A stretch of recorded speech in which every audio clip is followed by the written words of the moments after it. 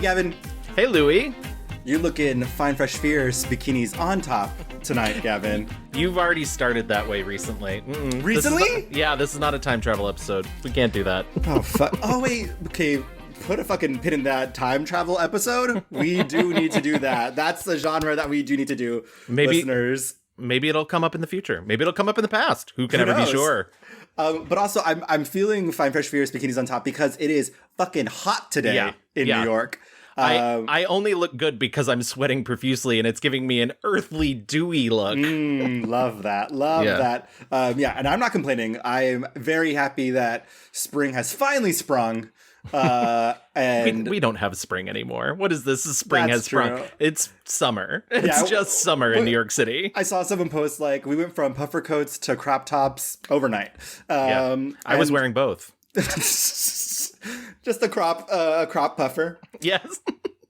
Hi, everyone. Welcome. This is The Mixed Reviews. We're a film podcast where we take a film subject such as an actor, director, or a mini-genre. We take 2 weeks. We watch as much as we can. We give you a full history, and we tell you what we like and what we don't like. We mix up those reviews. And today we are so excited. We are not alone. We have the wonderful, the talented Bryan Sudfield. Hi, guys. I'm very excited to be here today. We're excited to have you. Absolutely. We are going to get into why you are here and what you have brought for us on this episode. But first, we have some old business to take care of. First of all, our last episode, which it feels like we just did because we had a truncated time period when we did that one. We talked about the luminous Goldie Hawn.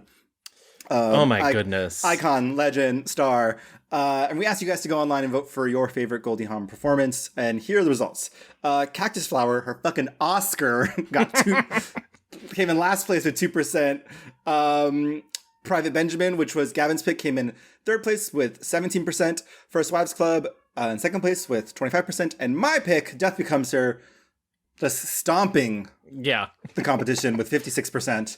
I don't know if I was surprised or not in that. I mean, like, Death Becomes Her is just that girl. Yeah, it's classic. And I don't think I was surprised either. I thought Private Benjamin would maybe do a little bit better, but, you know, I mean, it's got its flaws. But also, I mean, like, the 90s girlies and in our audience are very strong. And I feel like both First Wives Club and Death Becomes Her just can't be beat.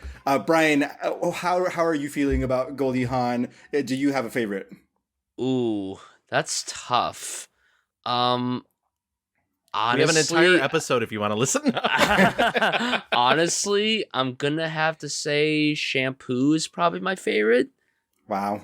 I'm gonna have to say pick. that. That's Solid. one of the few ones that I've seen from her. I will admit that I've been slacking on the Goldie Hawn filmography. No, but Shampoo is a good choice. We talked about that a lot in our Warren Beatty episode. It's so good. It's so good.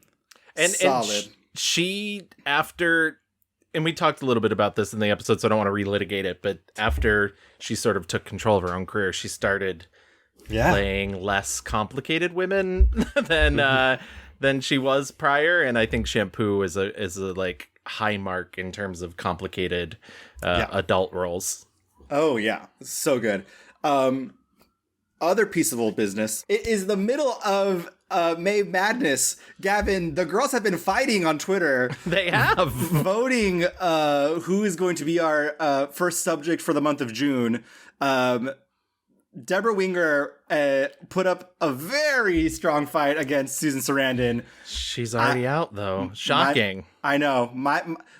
The Susan Sarandonians came out. I sent you a text with the screenshot where they were 50-50 against each other because, first of all, I have no backup plan. So if one of these gets 50-50, I don't know what's going to happen. But also, just I could tell it was like a stop the clock moment for you. Yeah. I was like, if you're in line, keep waiting. This is the way that Deborah Winger can still win. Wait, so Gavin, who is out, who has made it to the next round? What's the status? So far, Ellen Burstyn and Deborah Winger are out of the game, but we have Vivica A. Fox and Susan Sarandon moving on to the next round. And we still got 2 other rounds before getting even to decide the semifinals. Heat. Yeah. So there is Liz Taylor versus Debbie Reynolds and Penelope Cruz versus Pam Grier. Yeah. It's so crazy. Like, Ellen Burstyn and Deborah Winger are such like incredible actresses that the caliber of the women we have up for the vote, like strong acts like them are getting the chop right off the block. So keep on voting, keep an eye out on our Twitter, and you can help pick us the first subject we're covering in June. So, awesome. But do remember that the final comes down to our Patreon patrons. So if you want to vote in the final heat, you do have to join our Patreon. Or if you would like just to get a girly to the finals, that's fine too. You know, that could be the prize for you. I got her a strong second place. You know what, Louis? Am I the only one advertising here? Listen, I want to encourage people to engage as much as they can and don't feel bad about it. Exactly. But okay, thank you, Goldie Hawn. Thank you, May Madness. We will see you again. Bryan, tell us and tell the lovely audience why we are here on this good day. We're talking about Adam Driver, which I'm so amped to talk about. Oh my God. I cannot wait to gush about this man and his filmography. I am so excited to do this. I can't wait to gush about him in his Burberry Hero cologne campaign. All I want to do is stare at Adam Driver half naked on a horse in the ocean. Just kidding. He has actually, in fact, made some movies. What is your fascination with this man? You told me that he's your favorite working actor right now. What's that about? Yeah, I love how Adam Driver is so versatile with his craft. I love how he doesn't stick to just one specific genre of film. And I love that in his pretty short time as an actor, he's worked with so many of the most celebrated filmmakers in the business today. I mean, the fact that you list all these filmmakers that he's worked with, it's crazy. Scorsese, Spielberg, J.J. Abrams, Noah Baumbach, so many, the Jim Jarmusch, the Soderbergh, the list goes on. And I mean, he's about to work with Francis Ford Coppola. It's crazy the list of work that he's done in such a short period of time. And also, he just seems like a very genuine, down-to-earth dude that's very chill and laid back. And as someone who has seen him in person, he definitely comes off that way. Although, as much as I love him as an actor, he's not very good with the press. He's not very good at hiding the fact that he hates doing publicity. When I went to the NIF showing of White Noise, he looked like he did not want to be there, and he did not do a good job at hiding that. So Adam, just miserable. Oh, he looked so miserable, and I'm like, oh, Adam, I'm so sorry, bud, but come on, add some spunk to it. Just pretend for us. This is why we pay you money. Like, as somebody who edited all those talkbacks, I could definitely, he was there.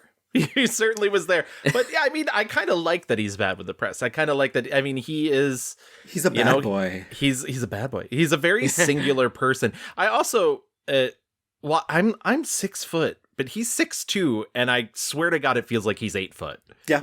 Like he's 8 foot, all limbs. Yeah. But yeah, like I like that he has this kind of, I don't think it's like what's the word I'm looking for? It's not a combative personality when it comes to the press, but it is a sort of standoffish, like, I think he's just like supremely uncomfortable. Yeah. Like, I came here to act like you don't need to hear about my personal life. And right. But it's funny though, because he does, I think, when he does do interviews, I do think he's like very off the cuff, like telling random stories. So I just think he like clearly is like, media training. No, I don't want to. What's that? But okay, great. Why don't we then just get into it and get into our rewind?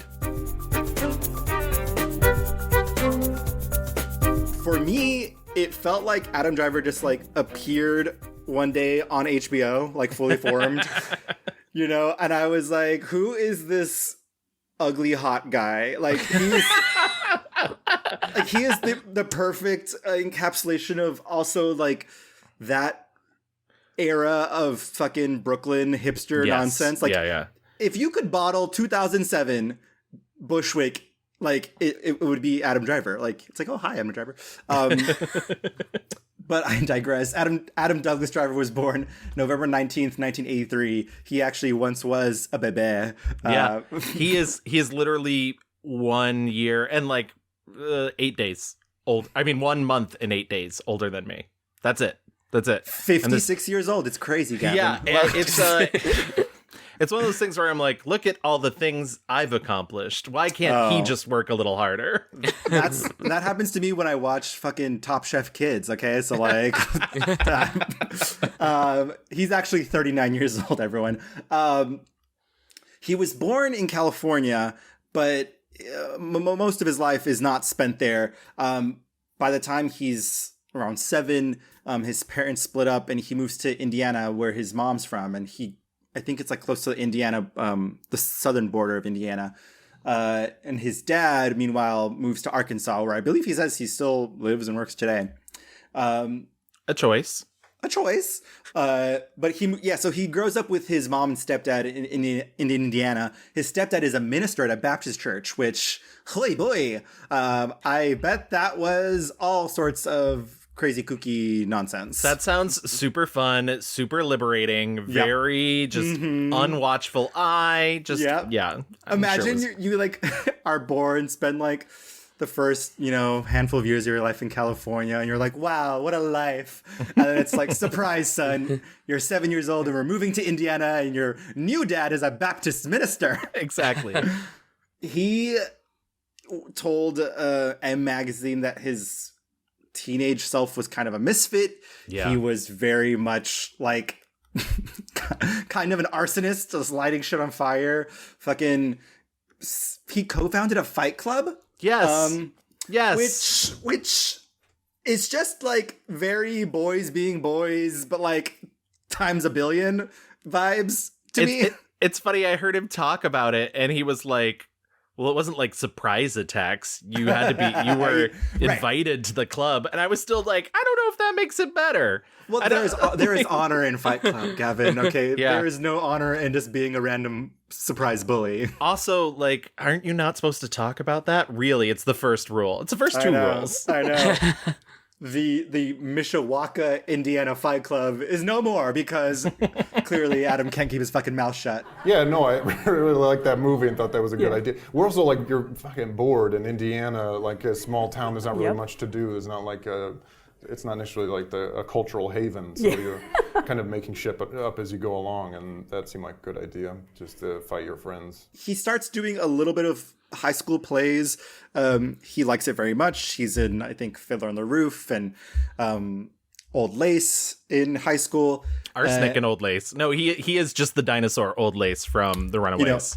I've been rereading Runaways. I follow your Twitter. Thank you, Gavin. Thank you, Gavin. Someone has to. He likes it, and he thinks he wants to, be an actor. And in a classic small town kid fashion, he's like, I've heard of Juilliard. I hear that's a good school for acting. Maybe I'll just apply there.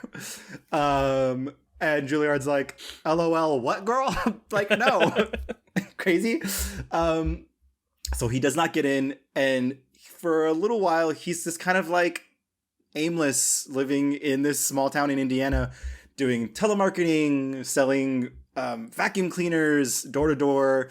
And it's around this time he says he can't remember exactly what happens first, whether 9/11 happened first, or he tried to move to LA to be an actor. He like gets in the car, packs some shit, I think makes it like a little bit past El Paso, and the car breaks down. He is like, LOL, I have X dollars to just try and like live in LA, and now it's all being spent on fixing up this piece of shit car. Fixes the car, gets to LA, is there for 2 days, and is like, well, I have no more money. I guess it's time to go home. And so he fully just like turns back around, and that's like the first false start of his acting career, because he didn't know anybody. He was just like kind of he thought you'd show up and, I don't know, it was a fucking Glee episode where you twirl around and like someone discovers you. It's funny because I heard him talk about how he did the like classic small town. Like he said he had a girlfriend, he broke up with her. I had like a girlfriend who were very, I don't know why I put that in air quotes. We're very, we're serious and we're going to get married. Which was embarrassing because I made a big production about saying goodbye to everybody in Indiana. I'm like, goodbye, girlfriend, who knows when we'll see each other again. And then I was back like a week later. 9/11 happens and he decides to enlist in the Marine Corps. I think he says in a story, like, his stepfather mentions, like, maybe you should join. He's like, yeah, right. Yeah. And then he was like, well, maybe I should. And so he enlists, he goes to training. And he says it's like a really foundational, helpful moment in his life where he actually enjoyed all the discipline and it really bonded with all these people in his troop. He never was deployed, right? But he did serve 2 years, and eventually is discharged because he has an accident where, on a motorbike, he says his sternum was crushed in an accident with the handlebars, and he said he was devastated. He said, he really wanted to go with his battalion. Yeah, that's a hard thing. That's something as somebody who, knowing who I am, I can't, I will never have that experience. I had, as I mentioned, I'm of the same age, and I've had people I know who did get deployed and who died, and I've never been like a rah, let's go kill other people. And so I find this, and this is just me speaking, I don't want to speak for anybody else, but this is, this is a hard part of his personality that I have trouble wrapping my mind around, just because I totally understand him. He even did a TED Talk. I listened to the entire TED Talk. It talked about how it turned his life around, and I totally get that, and I get how it can be foundational, how it can create a bond, create like a family and everything. But the idea that he's still sort of longing for the fact that he never got to deploy with his friends, right? Is, I mean, it's, to me, it sounds like he's less like, oh man, I didn't get to go do war, and more like, that's a good way of putting it. Oh man, I didn't get to complete this journey with these people who went through all this hardship with me. I joined the Marine Corps and I loved it. I love being a Marine. It's one of the things I'm most proud of having done in my life. Firing weapons was cool. Driving and detonating expensive things was great. But I found I loved the Marine Corps the most for the thing I was looking for the least when I joined, which was the people.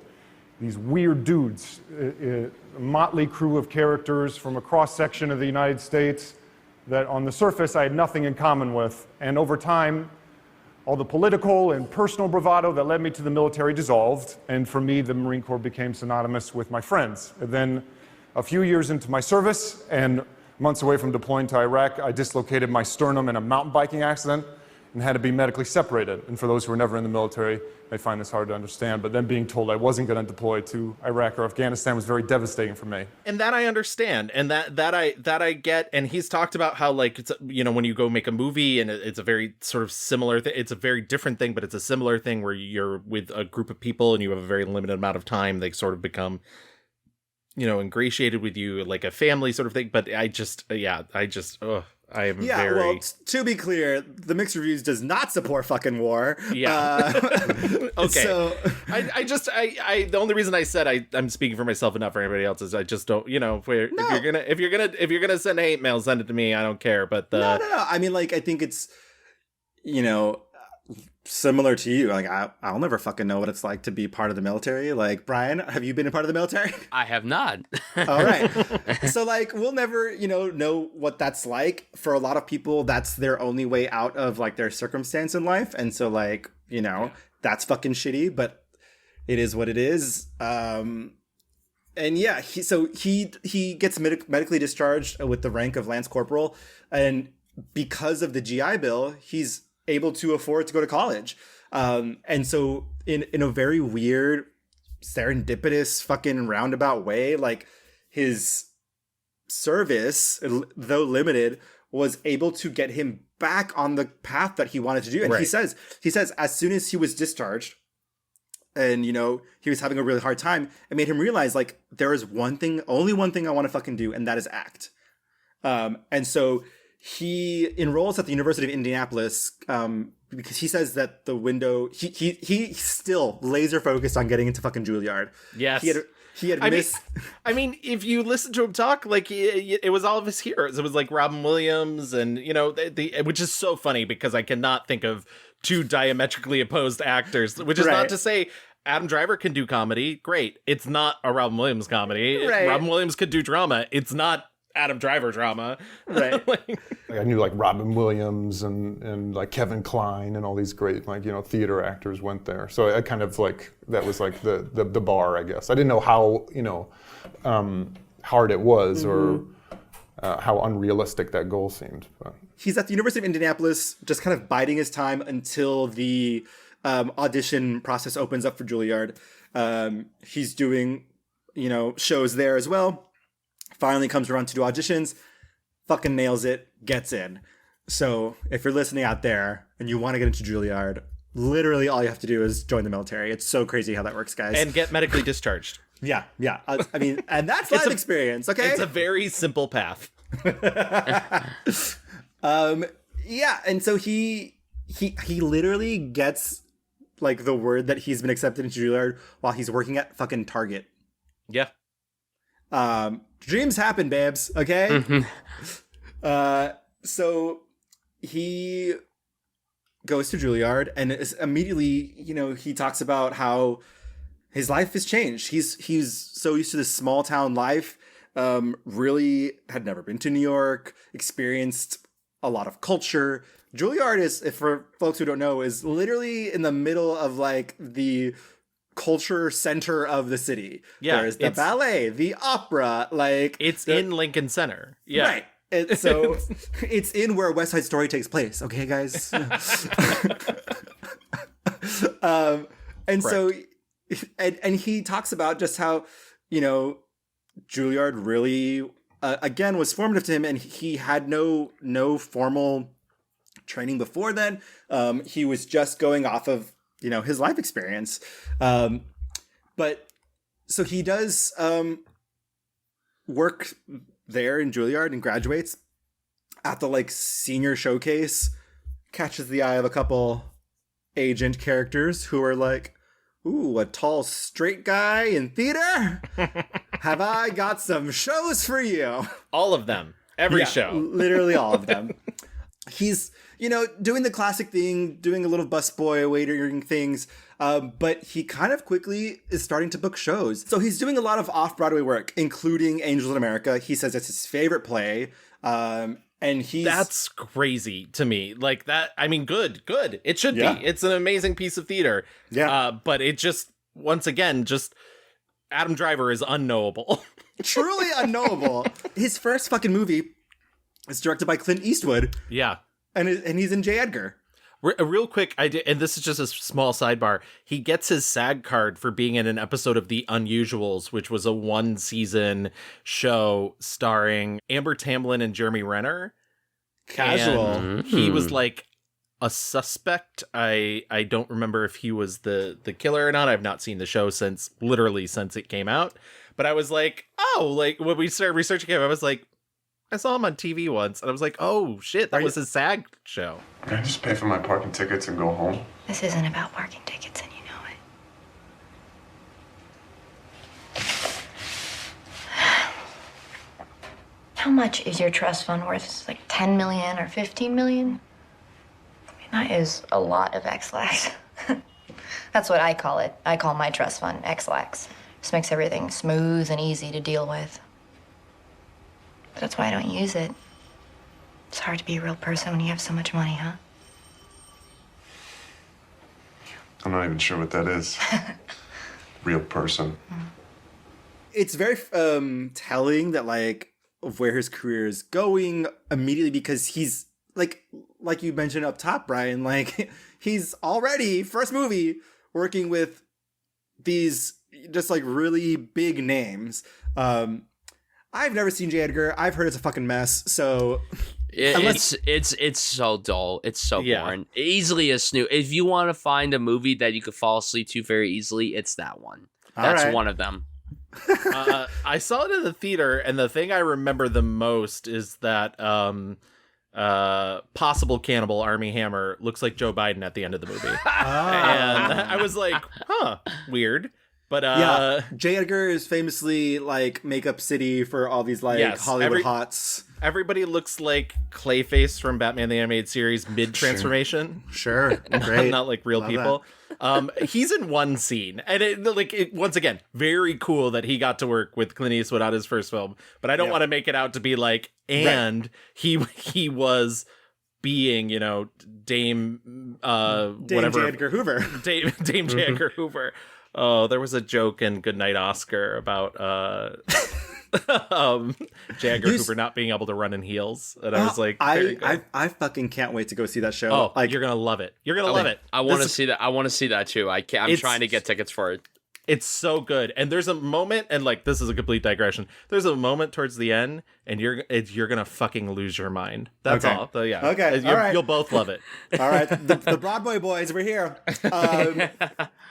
So after J. Edgar, he gets approached by his agent and is like, hey, Lena Dunham is doing this weird, kooky little show called Girls.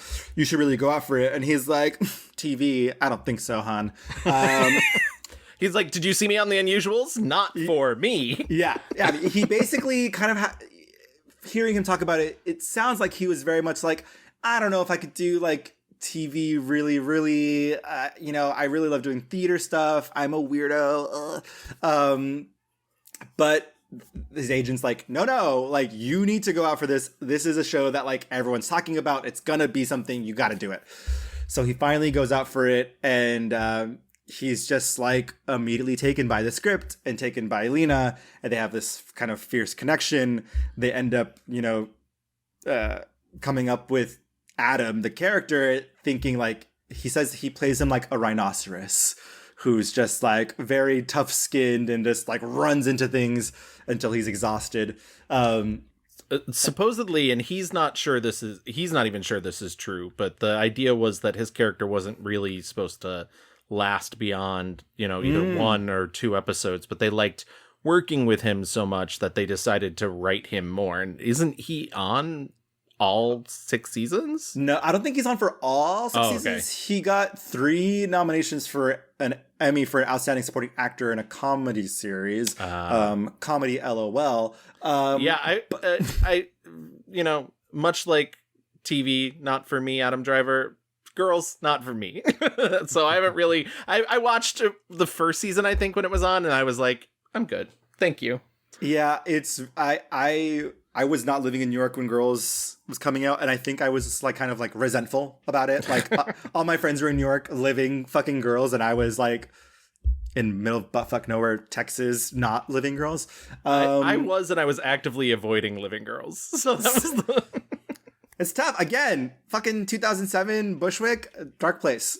But anyway, that's the breakthrough. Like, people either love him or hate him or some combination of the both. The character is just so prickly, so polarizing. Yeah, then maybe we just find a new place. There's a lot on Craigslist that doesn't require a broker. Yeah, very cool. Oh, right. I've been on this list for artist housing for like forever. They tend to favor married couples though, so it might help if we did that.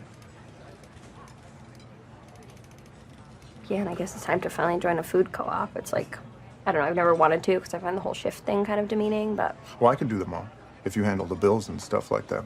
I'm still not great with computers. Yeah, he's getting noticed.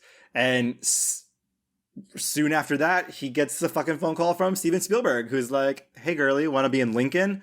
And so, 2 for 2, he's got historical dramas directed by these megawatt Hollywood directors. He also starts up his little relationship with Noah Baumbach, who, my God, they must be best friends. Yeah. The shit they do together, I'm like, y'all are weird. I don't know what's going on there. But he meets Noah and casts him in Frances Ha. which I remember when Frances Ha came out and everyone was like, oh, what an indie darling. This is the movie. It's one of the few Noah Baumbach movies I like, so I'm not gonna fight you on it, but it's fun. I remember watching it back when it came out and being like, oh my god, like New York is so crazy. Yeah. Indie film I is so want to crazy. dance down the street to David Bowie. Yeah. But yeah, so like it's funny, even though he starts off his career in these big movies with small roles like Lincoln and J. Edgar, he almost immediately kind of retreats into the indie world with Frances Ha, Not Waving But Drowning, and then, I don't know, my favorite movie of all time, fucking Gaby. I swear to God, I've seen Gaby like 10,000 times. Easily. I think what this is, I mean, most of those roles, Lincoln, and while it is a scene with Daniel Day-Lewis, and it's a good scene, it's a one scene, like it's a oneer Right. for Lincoln. I think we choose to be born.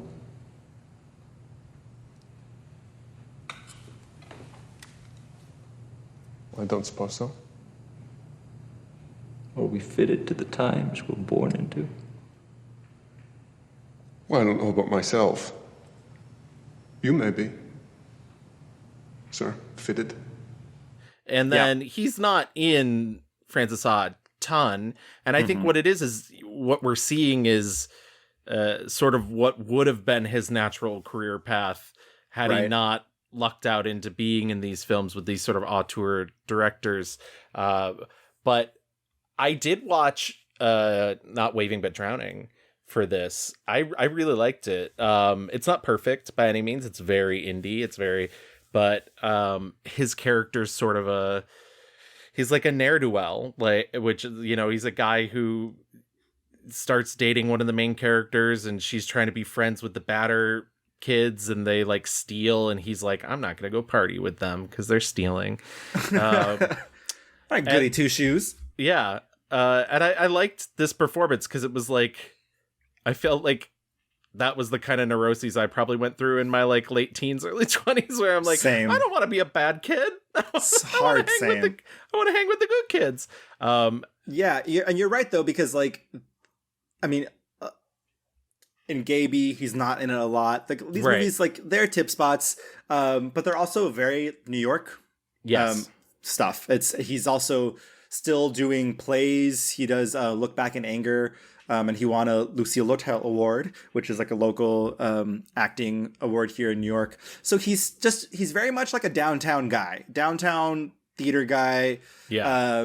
You know, friends are casting him in their small movies. You know, he is really funny in Gaby. I do want to make sure I do mention that he has that. He's a comic book nerd. He has that great speech about Cyclops, like, or Spider-Man. Like, it was very topical for the time. I stopped reading Spider-Man ever since he made that deal with the devil. I was such a huge Mary Jane fan. I don't know why they screwed that up. I'm sticking to the X books.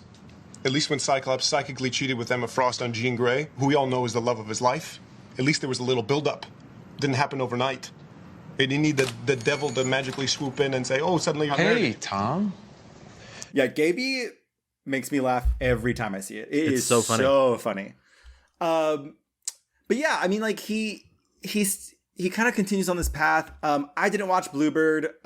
He's in 2 scenes. You didn't. I mean, it's good, but it's also sad. And yeah, but he's in 2 scenes. You're good. I have seen the movie The F Word / What If. But again, like it's not the Adam Driver show. You know, when we just talked about Inside Llewyn Davis, you know, he has a small part in that. He's so funny in that. And that movie's fully relying on the fact that he's like tall and gangly and kind of odd. He looks like fucking Woody. Yeah. Literally. It's giving Woody. I mean, I'm assuming you've seen Inside Llewyn Davis, Brian. Oh, it's my favorite Coen Brothers movie. I love it so much. I love his outer space. I love it so much. It's so good. It's so good. Surprisingly accurate. Yeah. Well, when you've seen it so many times, it starts to get ingrained in your memory and your vocabulary. Awesome. I saw Tracks, which comes out in 2013. Yeah. I was like, my mom would love this movie. Oh my God. Like, and that's no shade, but like, it's literally and just you know like, what, Louis? I am your mother. because you love tracks. I loved tracks. I am so attracted to sad main characters. Main characters are really, even if you go all the way back to our first episode of the Mixed Reviews, and I was like, Melancholia is Kirsten Dunst's best role. There's something about Mia Wasikowska. Is that how you say her name? I'm terrible with pronouncing. Something like that. Yeah, I'm the worst at pronouncing anything.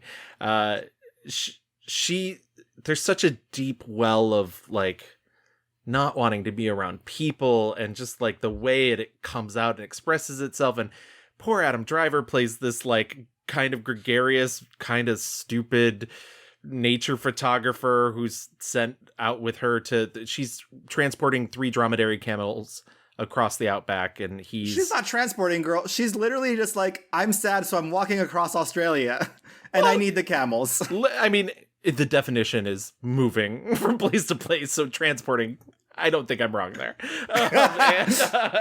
And you know, she's basically National Geographic's footing the bill, but only if this wildlife photographer goes on with her, and he clearly like falls in love with her, and she is like 100% misanthrope. Like they have a sexual encounter at one point, which he like completely misinterprets into like, we're in love. Yeah. And she's like, no, we're not. She's like, I'm in love with the land. I'm in love with me. Yeah. Yeah, Tracks is funny because looking at the poster, they really sold it as like these 2 people in love in the middle of the desert. And it's like, no. That's not what's going on. Why would I need an exercise bike? Oh, it's not an exercise bike. It's a backup generator for the radio in case the batteries fail. I'm not taking the radio. Please, Robin, just take the radio. You want to die out there or something?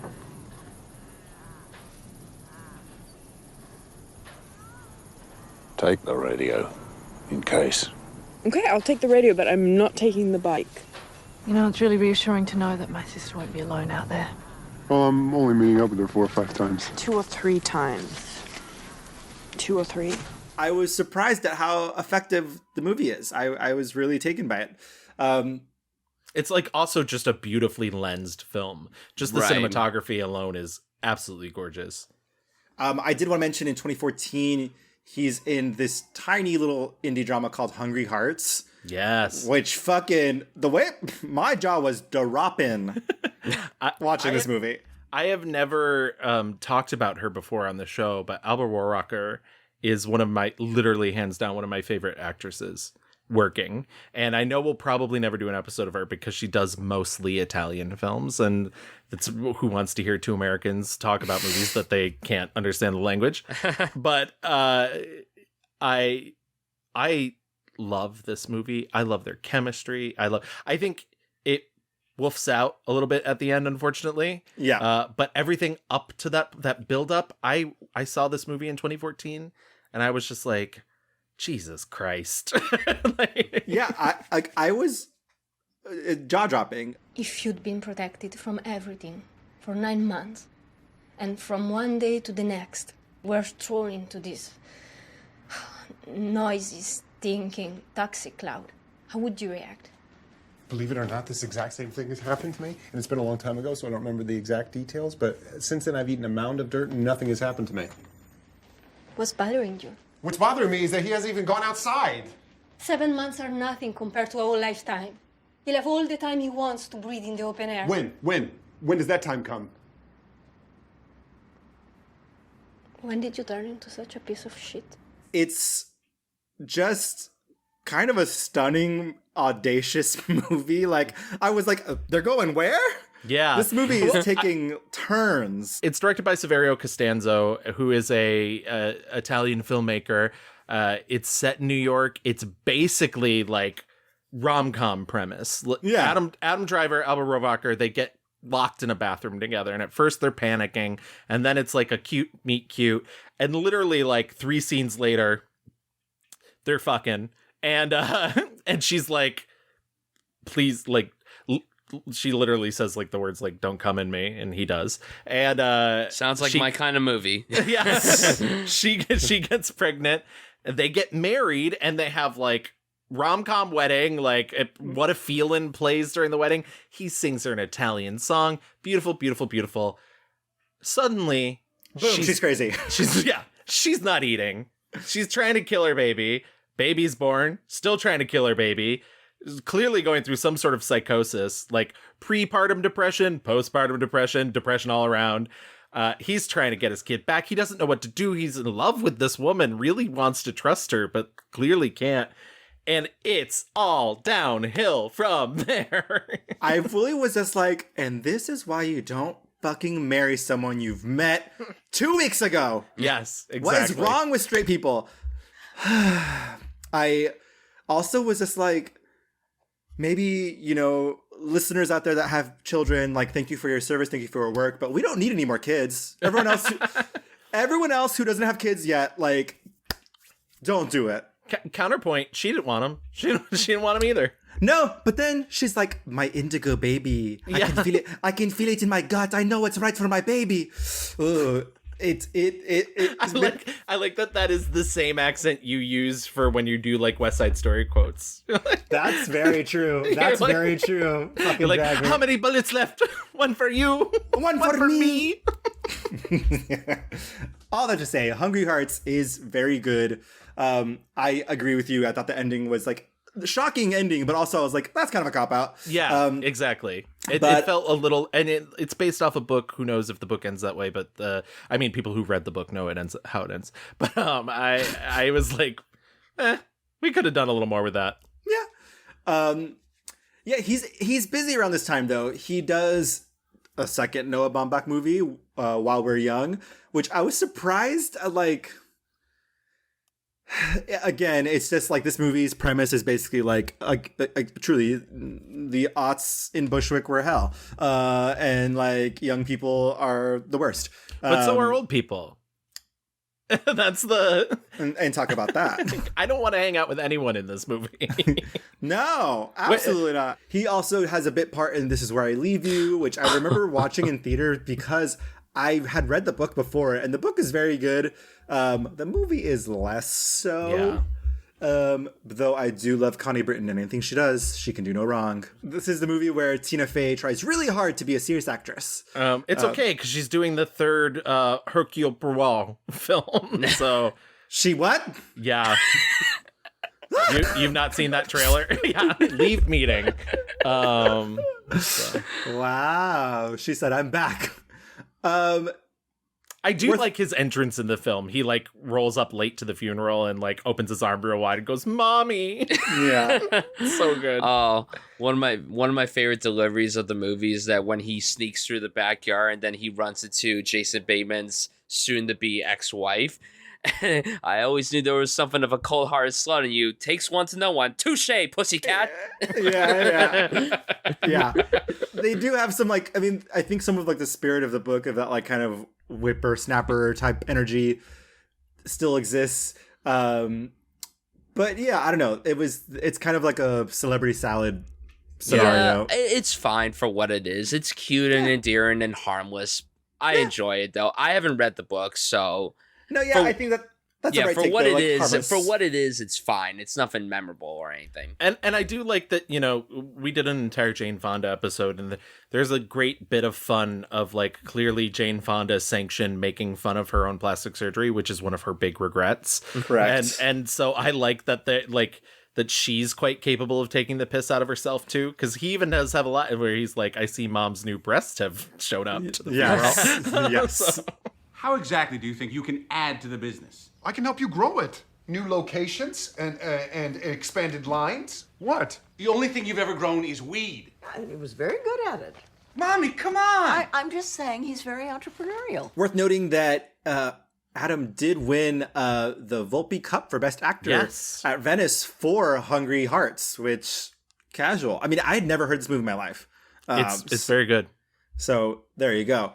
All right. 2014, busy year already, and then he gets a fucking phone call from J.J. Abrams and is like, "Hey, girly, want to talk Star Wars. And yeah, he's hesitant at first, but JJ convinces him, and he's cast now, obviously, as the villain Kylo Ren in the reboot, continuation, whatever the fuck you want to call it, of... What do they keep calling them in the newer Scream movies? The requels? Requels. Yeah, I hate it. Don't let it happen. You hear a kid saying requels, you slap them and tell them no. Yes. That's not a word.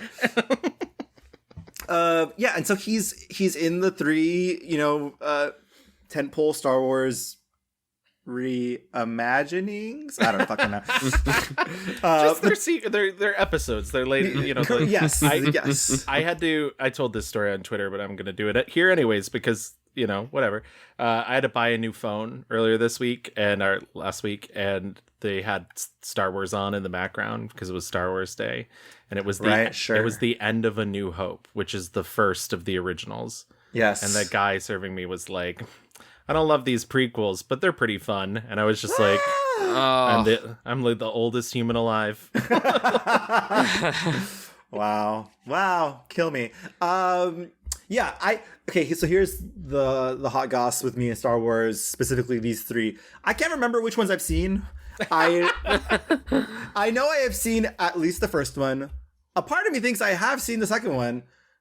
I for sure have not seen the third one. You're not missing much. Yeah, I grew up loving Star Wars. I will admit that my love for the series has definitely dwindled these last few years, but I was really excited when they announced that he was going to be in it, and I remember before they even confirmed that he was going to be the villain of this new trilogy, I was so excited because a lot of people were like, who's this Adam Driver guy? I mean, I know that he was on Girls at that point, and not everyone had watched it, but a lot of people were like, oh, I can't wait to see what this Adam Driver guy does. And honestly, he's the big highlight of this trilogy. It's funny because the character starts off shitty, but his performance gets better as the series progresses, which is strange because the films got so much worse as they progressed.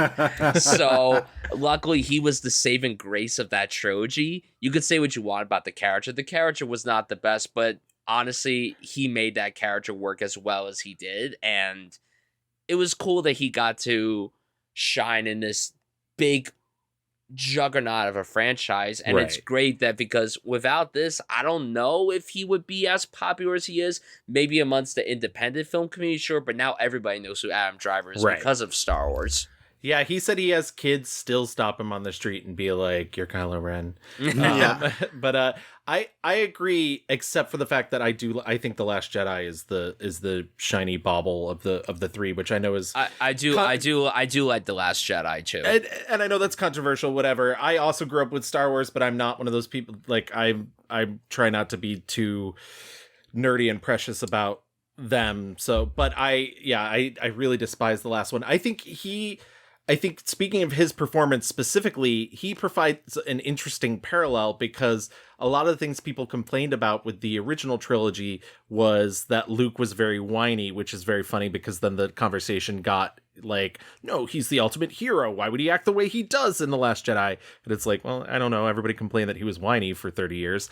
But I think what's interesting about Kylo Ren is he's very whiny in a similar manner. And like it's an interesting lineage between, even though he is a nephew of Luke Skywalker, not a direct lineage, it is that like interesting of like Anakin, Luke, Kylo, or Ben, if you will, and all his three, Christian name. His Christian name. It's the one that he, when you tap him on Grindr, that's the one you have to call him. Jesus Christ. Was that too much? No. I think it's an interesting, like, there is an interesting parallel to be drawn. Obviously, I don't want to stay too long on Star Wars, even though you're right, Brian. It's the biggest. Like, he is known because of Star Wars. But I think what's hinders, obviously, this last trilogy or the current trilogy is that there was no plan going through, and the others were so meticulously planned, and they had an arc and everything going in, and sure, there were changes that were made as they were making the films, but like they knew what the overall bones of it were, and this one they clearly didn't, and so you get great you get moments like Oscar Isaac being like, somehow Palpatine's returned, and, and you don't want that. But yeah, I think he is. I agree with you, Brian. I think he's kind of the highlight, unfortunately, because everybody else is a little underwritten. Yeah. I think like he also just has the specific skill set. Like he's such a intense like presence. He knows how to scowl. He knows how to like ruffle his brow. He has such an interesting face, and the hair is so glorious. And so he does have this like imposing presence and figure. And so he is perfect for, this deeply troubled, deeply, I don't know, fucking upset and mad man-child that is Kylo Ren. Why did you hate your father? Give me an honest answer. You had a father who loved you. He gave a damn about you. I didn't hate him. Then why? Why what? Why what? Say it. Why did you kill him? I don't understand. No. Your parents threw you away like garbage. They didn't. They did. But you can't stop needing them. It's your greatest weakness. Looking for them everywhere. In Han Solo. Now in Skywalker. And I think you both are right. And critics agree. Like, he's just the best. It's always so fun to see Adam Driver in this series. And honestly, I think a lot of the weird movies that are coming up in his career would not have been made without his time in Star Wars, period. Also, how is anybody going to win a lightsaber battle against him? He's got like a 12-foot reach. Yeah. He's just like holding their head and like yeah. I got you from over here. His next big thing is 2016's Silence, where he works with Martin Scorsese. Martin Scorsese's long in the works passion project. I watched this yesterday. It is a long movie, but like very interesting, I think. Like it's beautiful. Yeah. Mm-hmm. Like I was like, oh my God, making this movie must have been so punishing for everyone involved. Mm-hmm. It's funny though, because Adam Driver, obviously like he's said in interviews Scorsese is his favorite. So like this is a real treat for him. And he only had glowing things to say about Scorsese. But he also said he's never worked with anyone like him before. Like they would literally go into scenes without any plans. And Scorsese was like, we'll figure it out together. I mean, they had the script, but like no like blocking for the actors, no blocking for the cinematographer. Like he was like, we'll just sort of figure it out together. And it's so funny because the reverse of that, Liam Neeson has said that, Scorsese was very concentrated and very focused, and the littlest noise could like set him off. And so and Liam Neeson's worked with him before. So like maybe it was just the difference of, but yeah. I don't think they have any scenes together right. either, because, I was like, kind of like, oh my God, Adam Driver is not in a lot of this movie. No, he's truly not. And I only say that because it is a long movie. 2 hours and 40. So he's, he plays a Jesuit priest from Portugal. Portugal. I said that like I just won trivia. Portugal. Him and his Angels in America buddy. Now I'm freaking Andrew Garfield. Yeah, Andrew Garfield. My father, Andrew Garfield. Kylo Ren and Spider-Man go to Japan to try and get back Qui-Gon Jinn. Qui-Gon Jinn. I was going to say Ra's al Ghul just to give a different flavor, but I was going to say the dad from Taken. Literally, I worked at an AMC when Silence came out, and I remember someone comes up to me and they're like, "Oh, what's this Silence movie?" And I'm like, "Well, Spider-Man and Kylo Ren go to find Qui-Gon Jinn." They're like, "Sold. I want to go see that." And I'm like, "All right, it's not what you expect, but okay." Yeah, I was going to say it's actually about the silence of God's voice and not hearing it, and doubting your faith in religion and how that fucks you up. I just watched it today for the first time too. It's one of the few Scorsese that I'd not seen because I had heard it was a 3-hour movie about Jesuit priests, and I was like, cool, not for me, but go on, work. But it's beautiful and gorgeous, and like because of the sort of lack of Adam Driver in it, I will not name it my 5-star review, but I don't think he's in a better film than Silence. I think Silence is fucking rocks, you know. What do we think about Adam Driver's accent work in this movie? I mean, if you're gonna take him to task about it, you got to take Andrew Garfield to task too, because the first time Andrew Garfield spoke, I was like, oh no. Not their finest hour, not their finest hours. And I love that they both are like, we're gonna do the Portuguese, and Liam Neeson's like, great, I'm Irish. Yeah, I'm still Irish. Well, I was like, are they doing a? I mean, first of all, what the fuck does a Portuguese accent sound like? I don't know. It sounds like they are just... I spent an hour layover in a Portuguese airport, so I know exactly... I have no idea. So actually, I'm an expert. No, but at first I was like, are they doing like a Latin accent? I only bring up Adam specifically because it felt even more foreign coming out of his mouth. Yeah. Famously, Andrew Garfield is a British person, so he has an accent. Adam Driver, it felt just like a little clunky coming out of his mouth. And I was like, oh.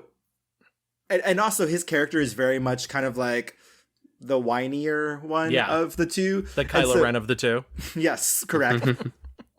And so like it just felt a little bit forced and strained. But yeah, like you said, Gavin, it's a Gorgina movie. Sick of being trapped in here all day. Eat. We don't even know if Father Ferreira is alive or dead. The villagers never even heard of him. These people are so frightened. It's fear all they have. And lice. They have us. We comfort them. How much longer can we do that? We asked for this mission, Francisco. We prayed for this in the exercises. God heard us then, and he hears us now. Well, then may he guide us to Ferreira so we can know the truth. Do you think it's because he has that, also because he has like such a, first of all, he has a very specific, because he does also have an accent. It's an American accent, but it's very regional. And he has like such a kind of baritone to his voice that like, I think it all came into play, for me at least. I don't know. Yeah, I part of me was like, his diction was also just like very like, I don't know what we are doing. I was like, It's too dangerous. Yes. It's me, a priestio. There's a lot of that. Yeah.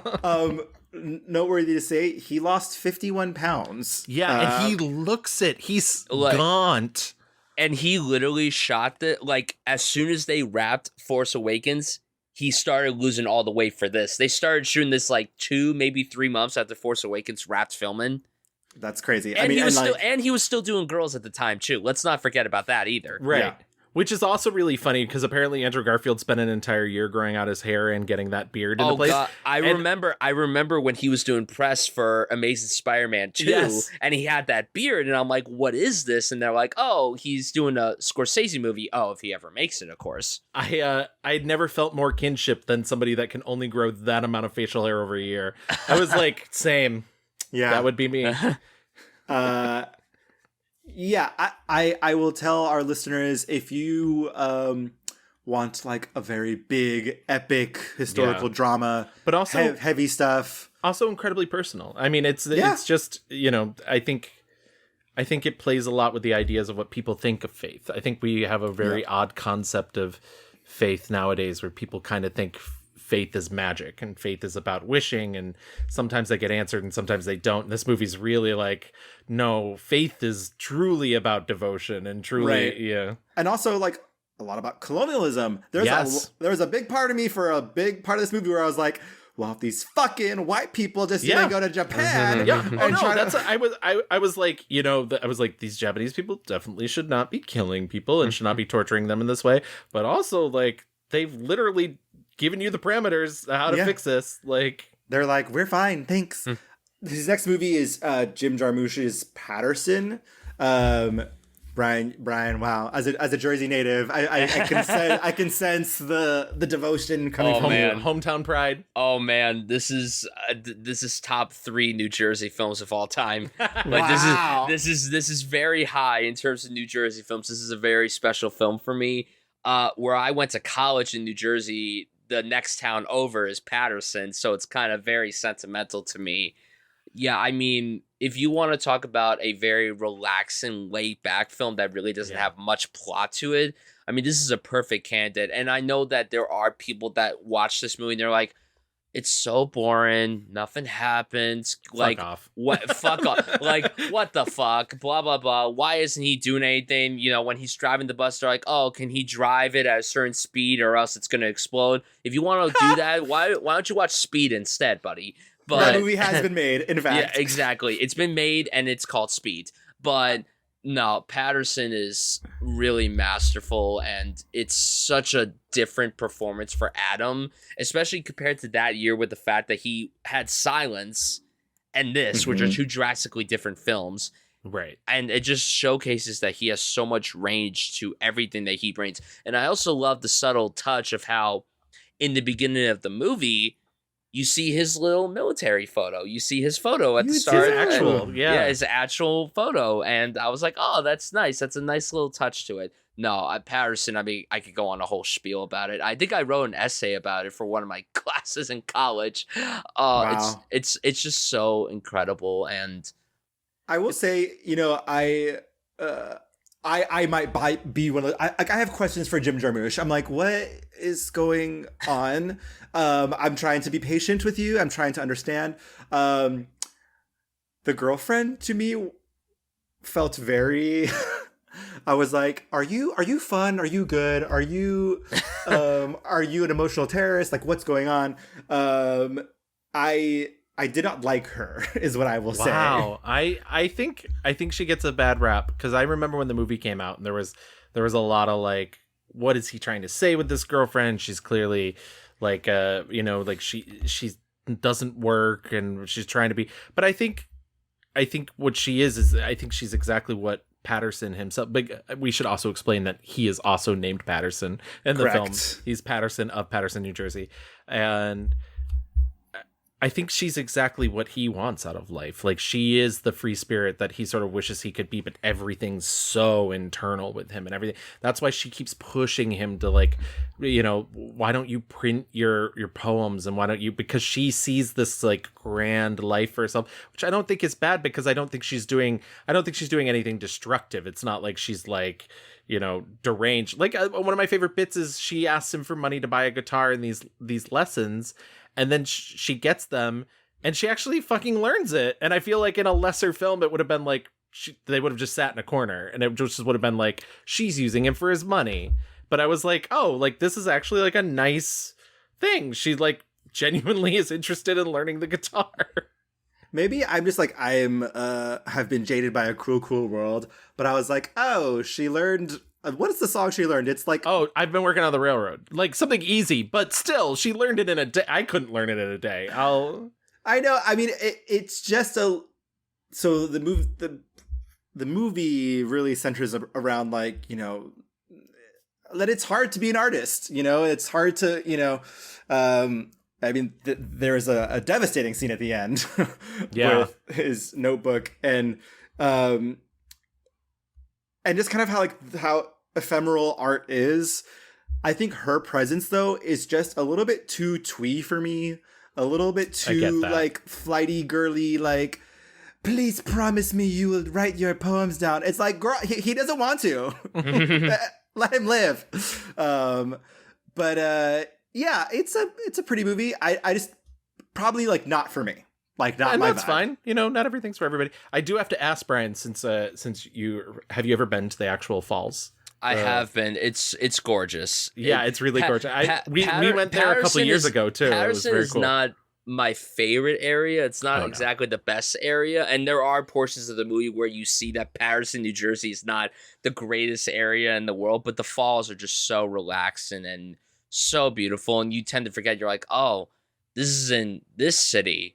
No disrespect to the people listening if you're from Patterson, New Jersey, but the falls are just very relaxing and beautiful. And, you know, you brought up, you know, a particular sequence with a book, and, you know, I love dogs so much. I love dogs, but man, when it made me hate a certain dog for a while. Yeah. Just the way he like said, "I hate you, Marvin." Yeah, that's literally my mood, dude. Literally. But my that's mood. also like she keeps telling him to fucking walk Marvin. I'm like, why don't you walk Marvin? Right. No, girly? and that I agree about. That she should take care of her own dog. Yeah, as someone who loves the movie, it's like, come on, girl. It's you're home with the dog all day. Why does he need to go walk the dog? Yeah. He talked about that dog in an interview, and he was like, he like loves dogs, hates Halloween, which automatically makes him my enemy. I hate Halloween. I kept bothering her about getting a dog for a while. I think it was just I was on a tangent at Halloween. Fucking Halloween, like what are the ridiculous holidays, bullshit. If I had a dog, play with my dog on Halloween. I don't have to see fucking kids all the time. And she's like, well, I'm getting you a goddamn dog for your birthday, so shut up. And I'm like, oh, really? Let's just go right now. Let's go get a dog right now. He loves dogs, and he's like, yeah, I was supposed to hate the dog in that movie, and that dog and I just got along so well. He's like, but the dog's dead now. So I was like, what? Okay, plot twist. Yeah, darkness, Adam Driver. We can move on from Patterson. Yeah, but. so I mean, like, we're now in the era of him kind of just like being a fucking weirdo, going back to like, auteur kind of just weirdo shit. He makes again with Noah Baumbach the Meyerowitz stories. Yeah, he's in one scene. Scene. He does Steven Soderbergh's Logan Lucky, which I hadn't seen before. Super fun, super like Soderberghy. It's fine. It's not my favorite. It's kind of an excuse for everybody to put on a silly wig and to do a silly accent. Yeah, and that's the. And he has one arm in it. He does. He has one arm. Yeah, and that's actually the like him making the drink is a very cool scene, but then it's fucking Seth MacFarlane's in that scene, so I'm just Seth like, MacFarlane is the one. Like, I'm like, why him? Like, what? It ticks me out. That's Soderbergh for you. That's Soderbergh being like, let me fuck with everybody. Here's Seth MacFarlane. And then famously, we're now in 2017, 2018. He hooks up with Spike Lee to make BlacKkKlansman. We talked about BlacKkKlansman in our Spike Lee episode. Yeah. And I could not rewatch this movie. I saw it in theaters. I was radiating after I finished watching this movie. It is at the time and still now, obviously, but like at the time, it was just so topical. Like the ending of the movie literally ends with fucking the white nationalist fucking marches and rallies that were happening like a year prior. It's a very effective movie. I will say, from what I remember, I didn't think that Adam Driver, for me at least, is like the standout of it. Like, there's so much going on. He is just the vehicle for like white people to get into this movie. Yes and no. He's the physical presence. Yes, for John David Washington's character to ingratiate himself with the Ku Klux Klan, and it's based off a true story. And he did get to meet the real guy, I believe, but the real guy didn't want to be involved with the movie at all. And I mean, I think you're right. He's certainly not, to me, he's not the like standout. He's certainly not the reason you go see the movie. But I think he plays such an interesting part because he is John David Washington sees him as a guy who is also an outsider, but also can get away with passing, who can ingratiate himself with all these other bigoted white people. And so I think there's an interesting dichotomy there. But yeah, I mean, I guess maybe you've talked me into it that he's not. I also haven't seen it in a while because it is a hard movie to watch. It's a good movie. It's a very good movie. I don't want to say anything negative about it, but it is certainly not a joy. Not a fun watch. What do you think, Brian? Yeah, it's not exactly the most uplifting watch. There are some moments of comedy to be found in it, for sure. Some of that Spike Lee comedy to be injected in it. And the banter between John David Washington and Adam Driver is really, really excellent. I think they work off each other really beautifully. And I really liked Adam's performance as Flip in this. I don't know if it was like Oscar caliber material. I'm certainly happy he got an Oscar nomination for this because it felt nice to finally say Oscar nominee Adam Driver. Right. But I don't think you walk out of this movie being like, oh, Adam Driver is the reason to see this. Honestly, John David Washington, to me, was the real reason why people should go see this. Really solid film, though, and I think it's cool that Adam and Spike got to work together. Lose that Jewish necklace around your neck. Jimmy, it's not a Jewish necklace, it's a Star of David. Okay. Flip, you're Jewish? I don't know, am I? You go see this movie because it's a Spike Lee movie. Like, and there are no fucking misses with Spike. And yeah, but again, like, hard watch. I wonder if it would be different now with a couple of years removed from. I don't know, because I feel like we're now moved back into a time where we're lying to ourselves about it. So like, yeah. I mean, like, it's right. You're right. We're still in it. I just remember being very raw about it. Yeah, that year. He's on his weirdo freak shit with Terry Gilliam's The Man Who Killed Don Quixote. I had no fucking idea what I was getting into with this movie. It is just weirdo freak shit. It's just weirdo freak shit. We'll probably get back to it. Let's just put a pin in her. I don't know. Yeah.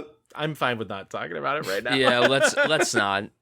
One of his just no. In 2019, he does The Report, which I quite liked actually. Yeah, it's good. But also again, like, it's a very political, topical. Like, we're still in this fucking moment. Like, it's wild that we're still in this moment because this report is literally about the fucking 9/11 and how we treated like prisoners. Yeah, it's interesting because it's the like less. It's like Zero Dark 30 if Zero Dark 30 weren't as sensational, and like that's the whole. It's the and I do think that hurt, like, and not because it's less sensational, but it is for me. This one was a little more.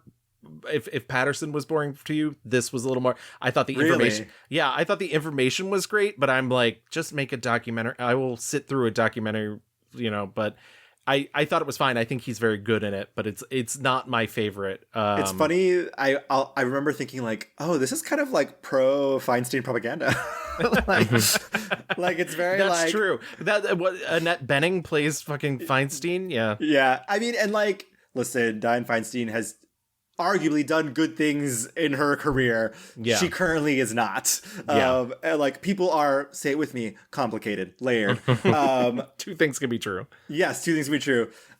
It's around this time where he goes back to Broadway and does Burn This. People are obsessed with him in this performance. He gets a Tony nomination for Best Actor in a Play. And then he's spending those Star Wars checks, baby. Yeah. Because next up he does, again with Jim Jarmusch, The Dead Don't Die, which, for me, freak shit. Just weirdo freak shit movie. Oh yeah, no, I think the agreement's all around on this one. It's bad. It's real bad. It's not very, honestly, it's at its best when it's just Adam Driver and Bill Murray just driving around. I really think that's where the film shines, and Chloe Sevigny is there too, and she's always a delight, but no, this is not the win that I would have expected after pumping out something great like Patterson. I was excited for it. I'm like, oh, a zombie comedy? Sure. Right. Why not? With this cast? Sure, I'm in. But where are the jokes? Yeah. Where are the jokes? Where's the comedy? Honestly, if he could get nominated for an Academy Award for just the way he says ghouls. So what are you thinking? You really want to know?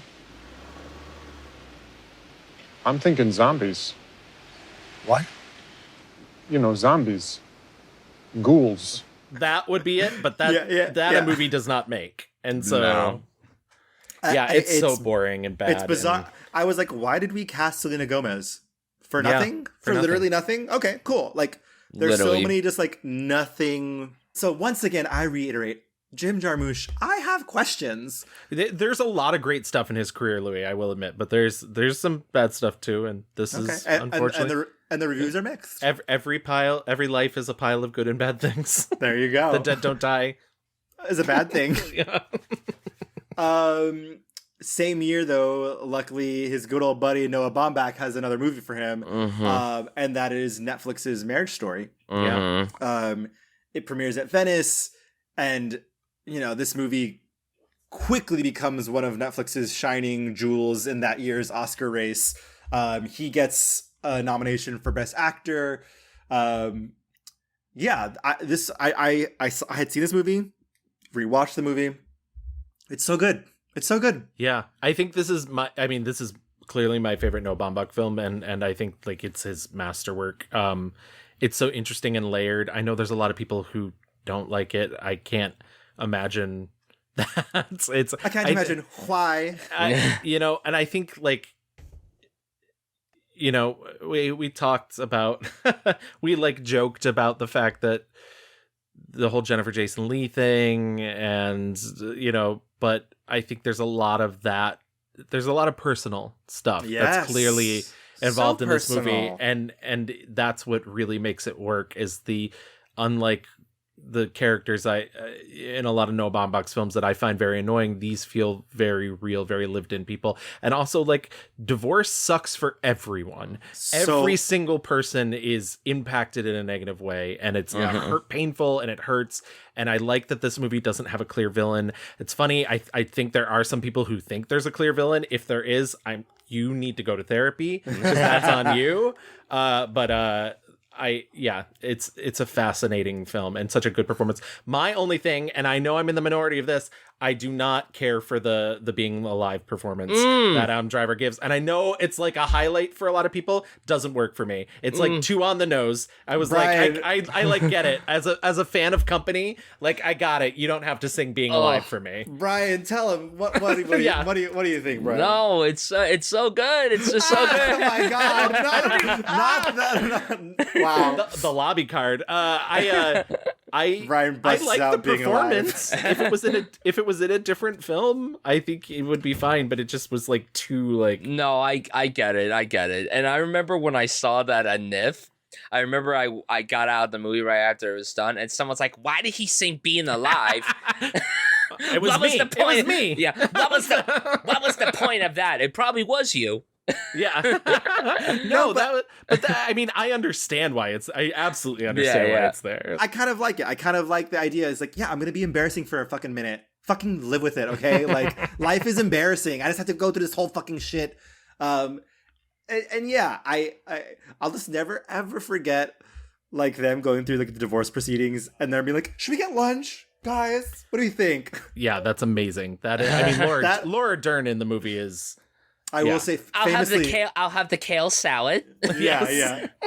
This is something that a lot of people find so weird about me. So there are times where I'm at work and I need something in the background to help the time go quickly. When this movie came out when I was a senior in college, I would play this on loop. Yeah, I'm a child. I'm an infant, basically. And I would play this on loop a lot just in the background. And like the screenplay just helps me like speed things along. It's so incredibly well written. I don't know why. It's weird because this is not the most uplifting movie in the world. But for some weird reason, sometimes these very heartbreaking movies help keep me motivated to like keep going for some weird reason. And I can't relate to this movie at all because my parents are still together. So it's You're not divorced? No, I'm not divorced myself, but it's just so incredible. And Adam, I think, should have won the Oscar for this. I think it's kind of disappointing that he didn't win the Oscar. And I love Joaquin. I think he's a great actor, of course, but I think they just awarded him for Joker just because, like, all right, here you go. Here's your Oscar. But I love Marriage Story so much, and I've seen it way more times than I probably could have ever imagined. And I agree with Gavin. I think it's Noah Baumbach's masterpiece. I think it's his best film, and I don't know if he'll ever be better than this. I really don't think he'll ever top this. Okay, we're almost to the present day. In 2021, he does more kooky freak shit. Annette, which is him and Marion Cotillard as artists who have a puppet baby. Another long ass movie. I think Annette has a good gag. It just takes too long to get there for me. I do like that Adam Driver plays maybe the world's worst and yet for some reason most famous stand-up comedian.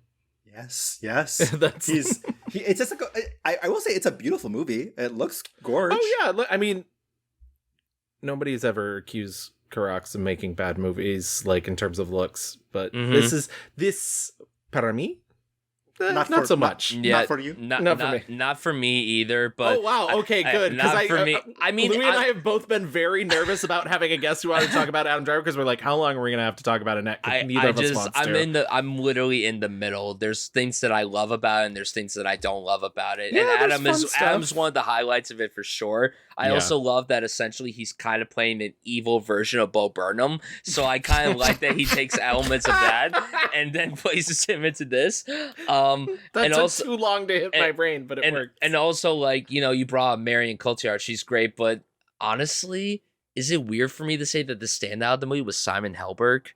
I thought he was awesome in this. I was shocked. I was genuinely shocked by how good he was in this. I'm sure in my lifetime revisit Baby Annette performing at the Super Bowl many times. I don't know if I will revisit the movie as a whole. Yeah.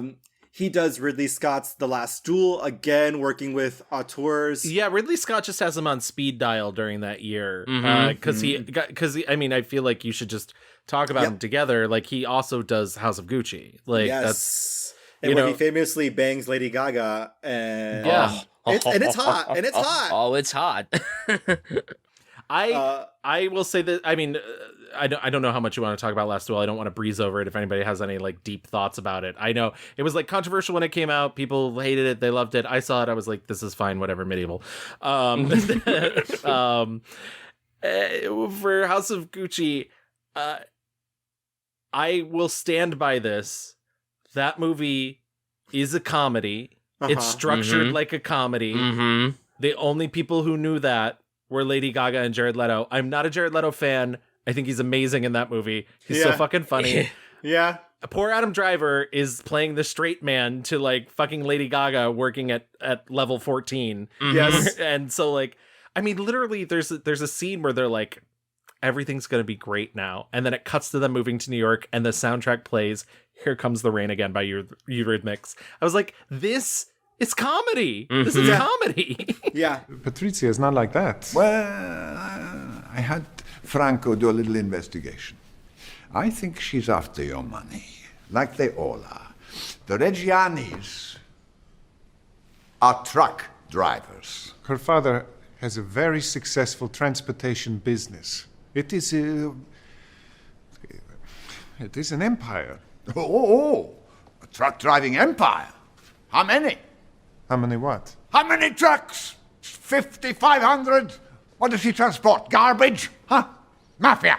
No one got the memo. The assignment was misunderstood. Like, to literally go from a medieval epic to a comedy. It's like range from Ridley Scott. A medieval epic about sexual assault, too, nonetheless. Yeah.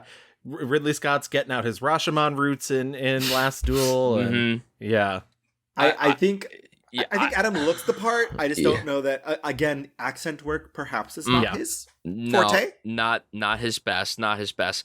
Last Duel, I love The Last Duel. I was very disappointed that it didn't do super well financially. But to be honest, a lot of the people that are like, why didn't this do well financially? I mean, you have to keep in mind the subject matter of the film is very gruesome and very tough. But also, this was still at the point where people were slowly making their way back to theaters. So had this come out, you know, now maybe I don't know. I really have no idea how this would have done if it came out now in 2023, where people are now pretty much going back to the movies and everything. But House of Gucci, I mean, it was fun to watch. I had a good time watching it with my friends, but it's a one-time watch, and that's never gonna.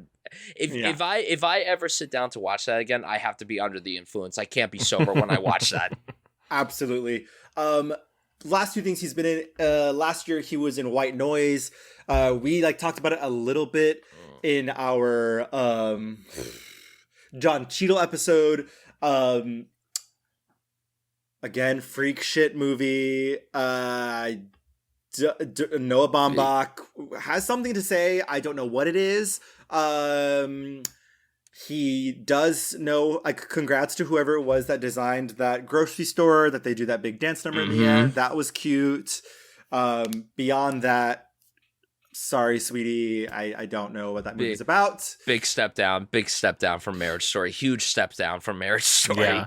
Yeah, it was it was his first attempt to adapt something because it's Don DeLillo novel, and it's not my cup of tea. I mean, literally the two names, Noah Baumbach and Don DeLillo together is my nightmare. So, yeah, I wasn't a huge fan of it either. But yeah, like you said, fun dance number at the end. So a great dance number. And that's not spoiling anything because Netflix fucking put it in their trailer. Mm-hmm. Right. And then he's just started this year the movie 65, which I don't think is a real movie. I don't think humans have seen this movie. I saw it. I haven't seen it. I haven't seen it. Where? It's available to rent now. It like lasted like a week in theaters, Louis. You can... I don't know. This seems like a psyop to me. It is. This is a test. Yeah, it exists. Great. Moving on. Moving on. And you know, that's kind of like where we at now for him. In his personal life, he has been married for a long time. His partner, Joanne Tucker, they got married in 2013. They met at Juilliard, I believe. So she's like a college sweetheart, essentially. Yeah. They have a son. They're very private about, you know, I mean, she's very private. They're private about their son. Allegedly, she is pregnant with their second child. Congrats to them. They live in Brooklyn Heights. Gavin, we should go find them. I don't think he wants that. How do you feel about some light stalking, Gavin? Let's get into that. He founded the Arts in the Armed Forces, a nonprofit that performs theater for all branches of the military in the United States and abroad, which is very fucking cool. Yeah, I've heard him talk about this. This actually does sound really cool, and it's very. And one of the things I loved about listening to him talk about it too is he said, you know, they try and be very choosy about what they pick. It's something we started at Juilliard, my second year at Juilliard, where like really for the first time I was working on all these great playwrights like Lanford Wilson, who wrote Burn This, and you know Tony Kushner and things where I was articulating things for myself that I was never able to articulate before. Because, you know, using words wasn't really part of my upbringing, you know, to express a feeling, nor is it really part of military life. I saw being in the military how my unit or my group of guys, so much anger and tension came from not being able to just, you know, say it, to find the words and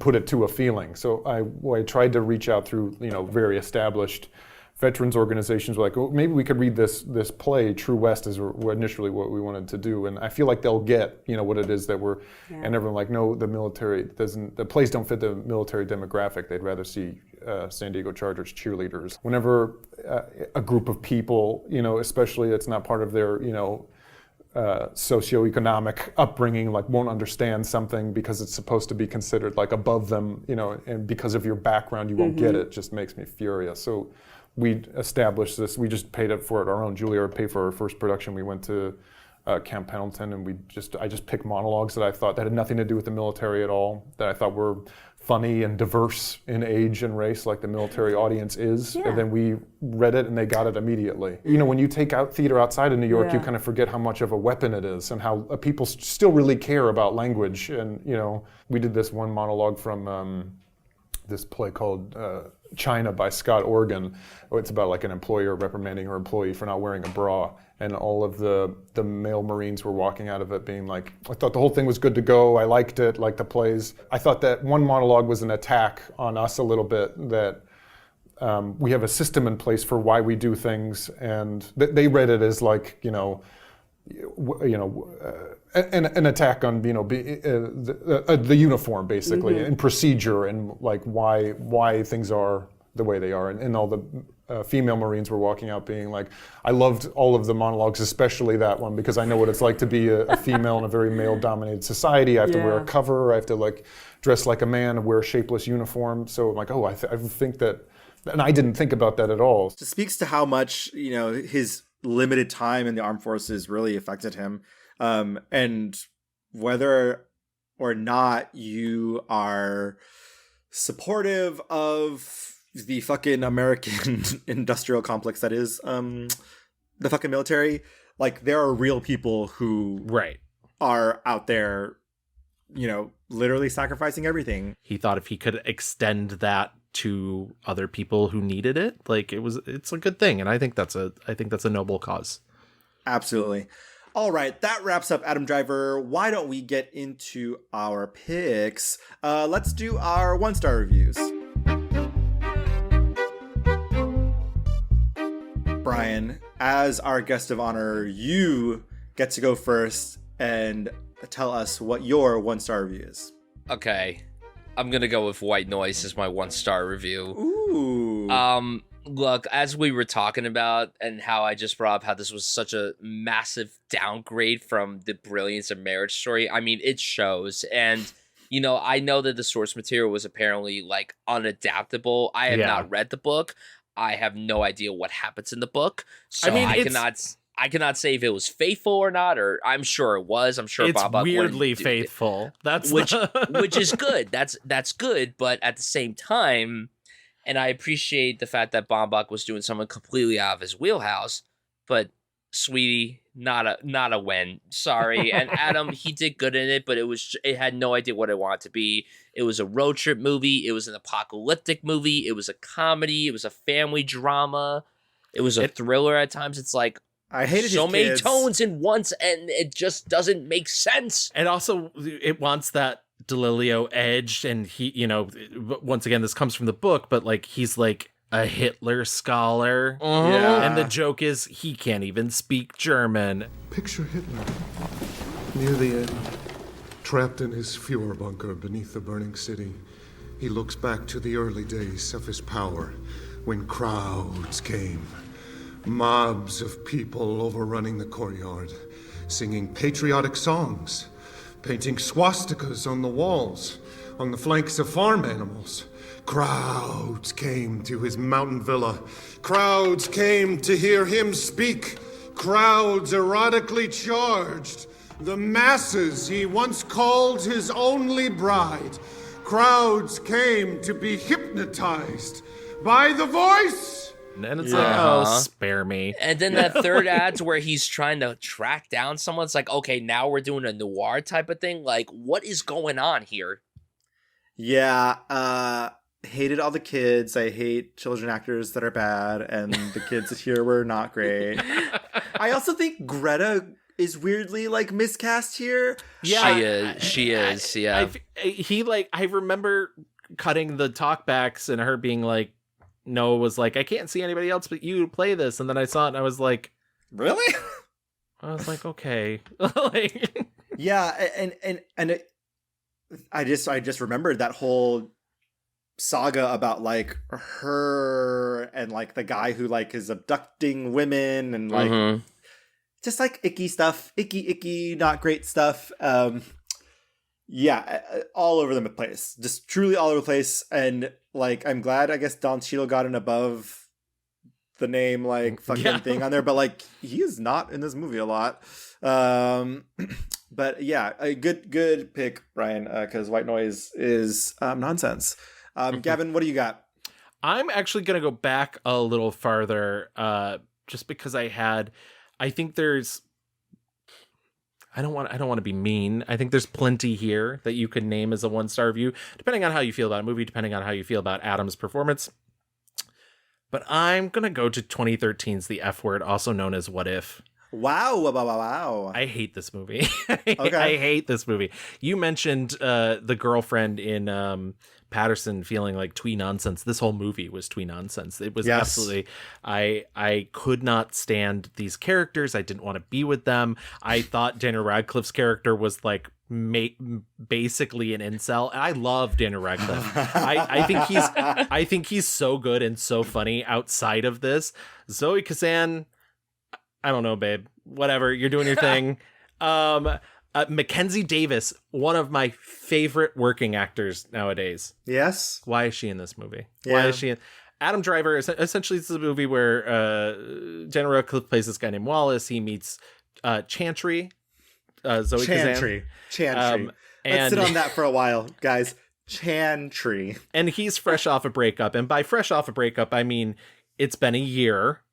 And he's like still obsessing over his previous girlfriend. Sure. And he meets Zoe Kazan, but she's busy dating Rafe Spall.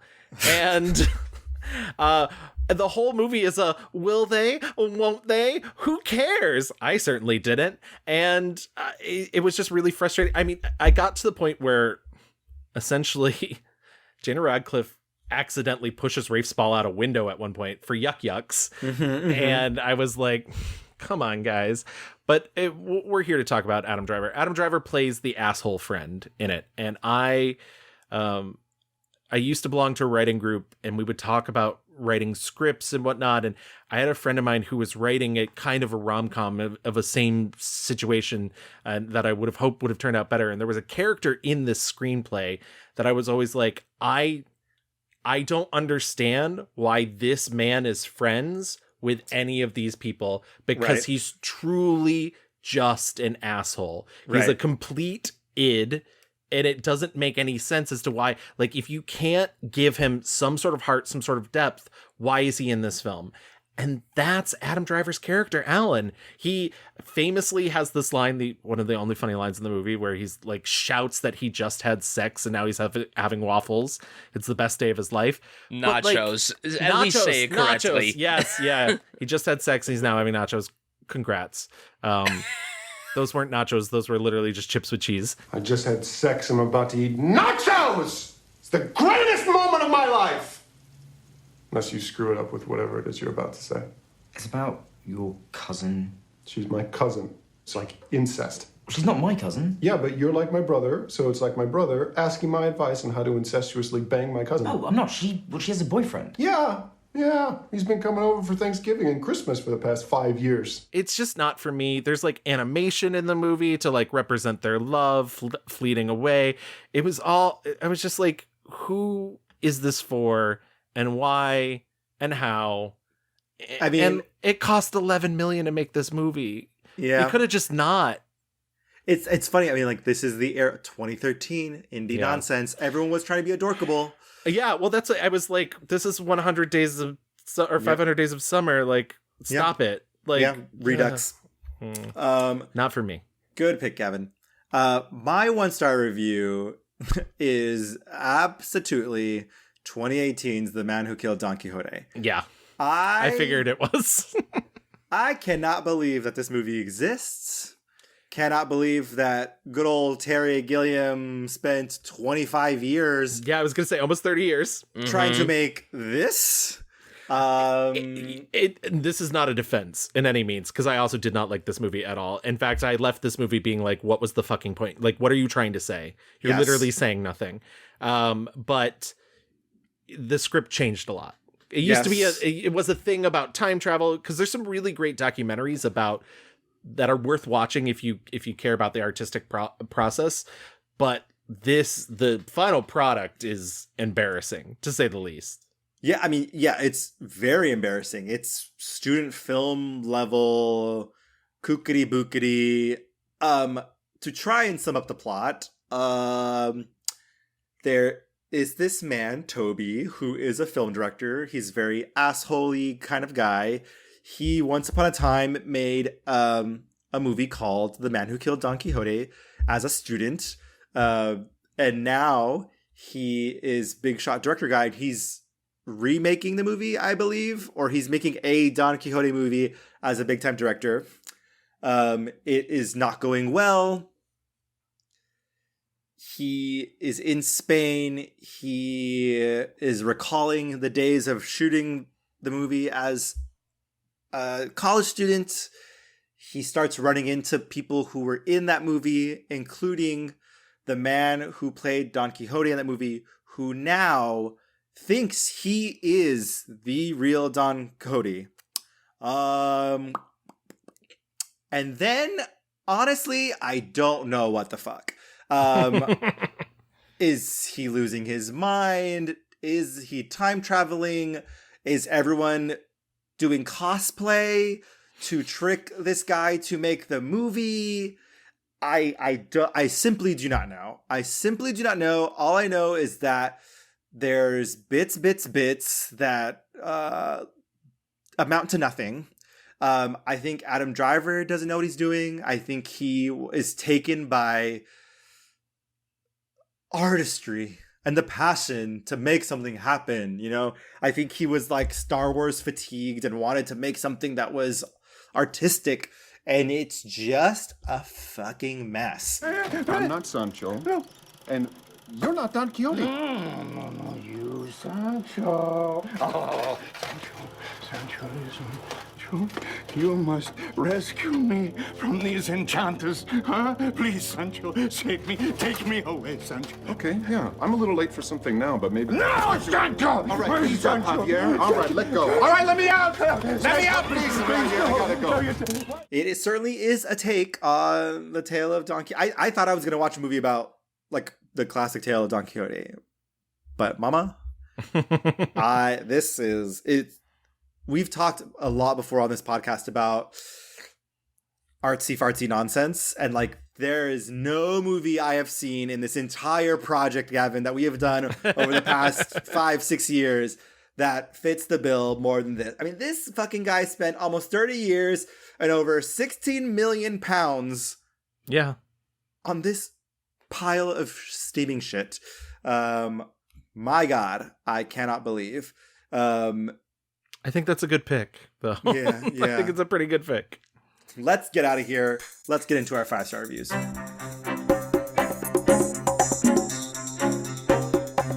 Bryan, I have a feeling I know what your 5-star review is, but why don't you tell the kids? Yeah, so my 5-star review is Marriage Story. I can't really add on anything else that I haven't said already, but I think it's Ab's best performance. I think it's the best film that he's been in. I think it's one of the best performances of the past 10 years.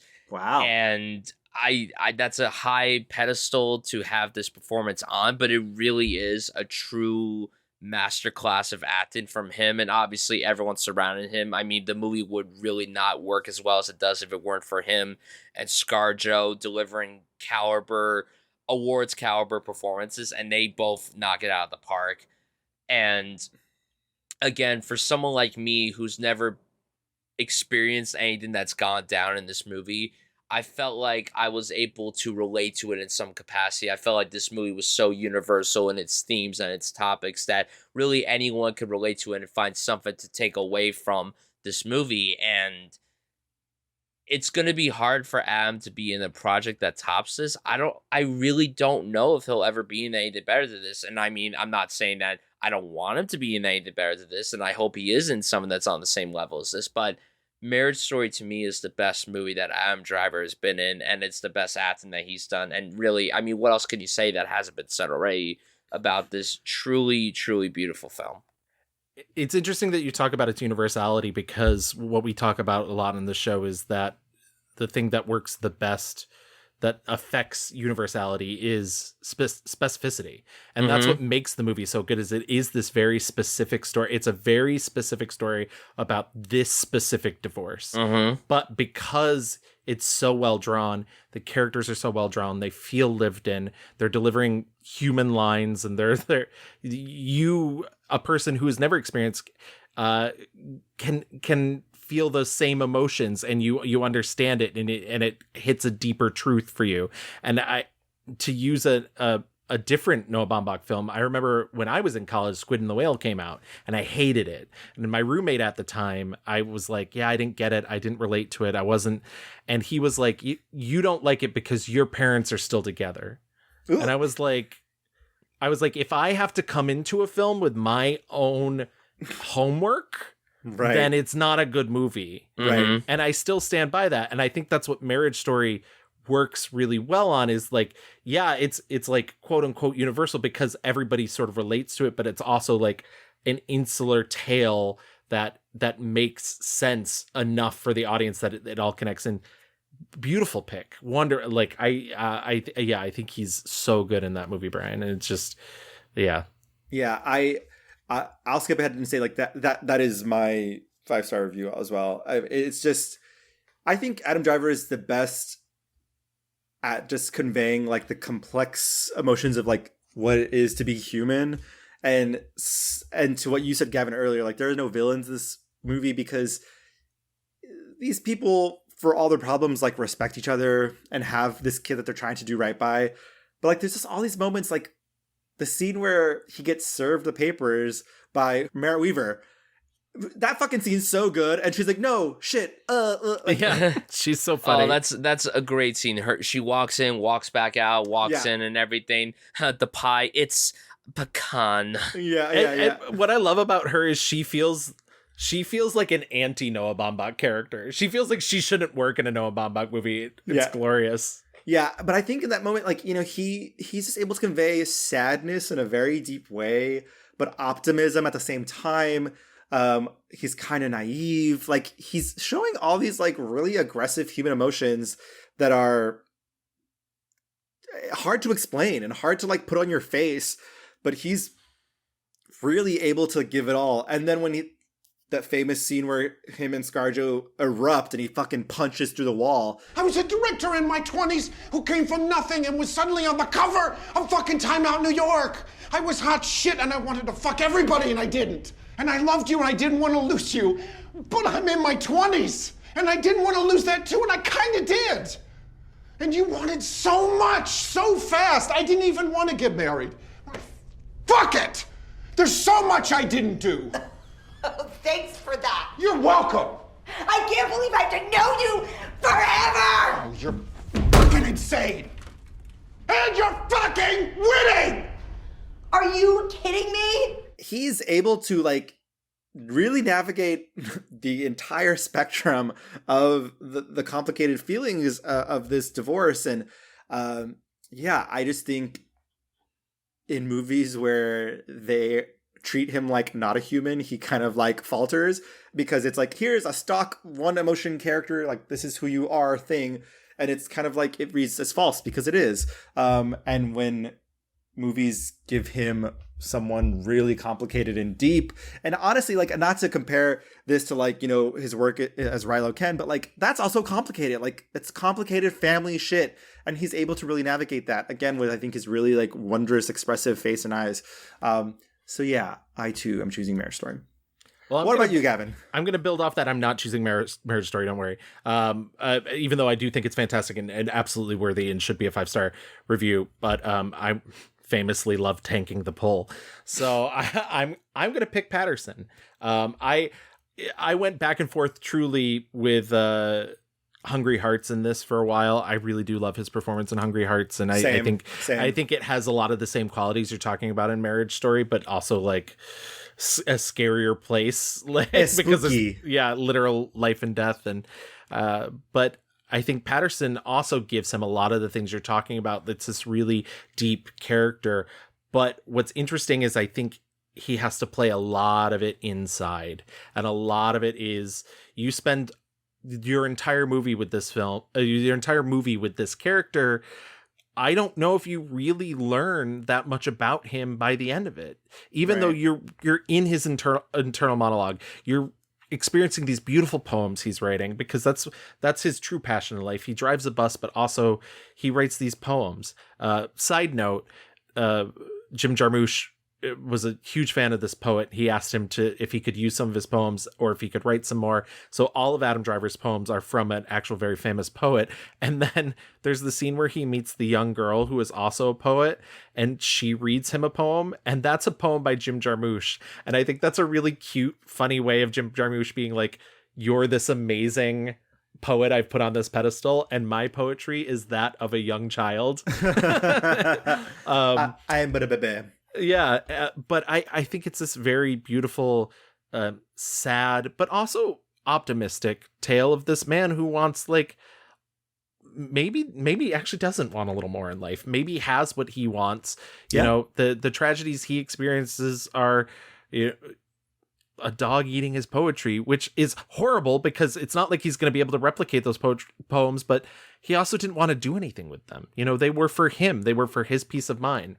I love that bit at the end where he meets this other man mysteriously who gives him a blank notebook. I think there's, you know, the whole movie itself is like a poem. And I think that's a really unique thing.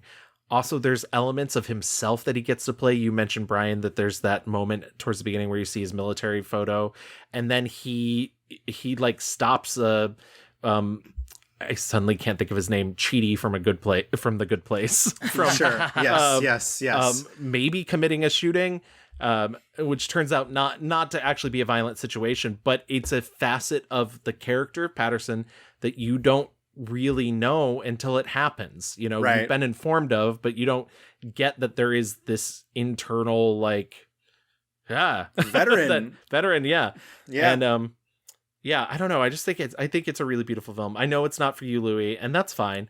But yeah, I do think like I like the idea though that like art comes and goes. Like that to me is pretty powerful, and that also like not all art is gonna like change lives. Like right. it can change your life, and that's good enough. And that's what I love, and that's what I think one of the other things I love about The Girlfriend is like, yeah, she's making those cupcakes, but like food is a very disposable art. It's meant to be consumed and eaten.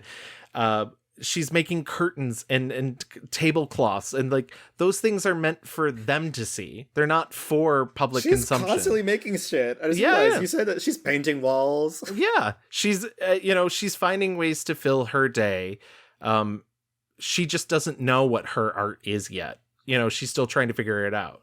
If I came home one day and my partner, whoever they may be, was like, I painted the kitchen today, I'd be like, say what, bitch? Like, are we gonna ask? Like, But Patterson's so chill. Patterson is the chillest. Did you ever hear of the old Italian poet called Petrarch? Is that it? Petrarch.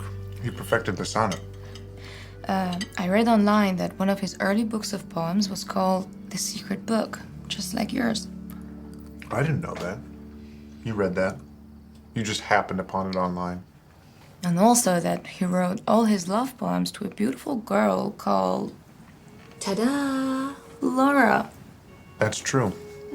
So you have many things in common with other great and famous poets, you see? I just think it's a really lovely film, and if you haven't seen it, it's worth watching. But as Louis said, it's not for everyone. Excellent. Before we get into our fast forward, why don't we do our mixed reviews review?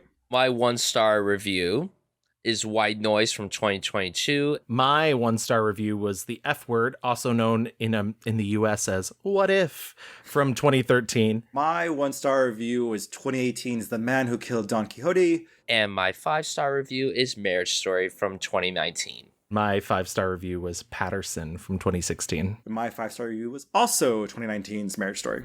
All right, let's get into our fast forward.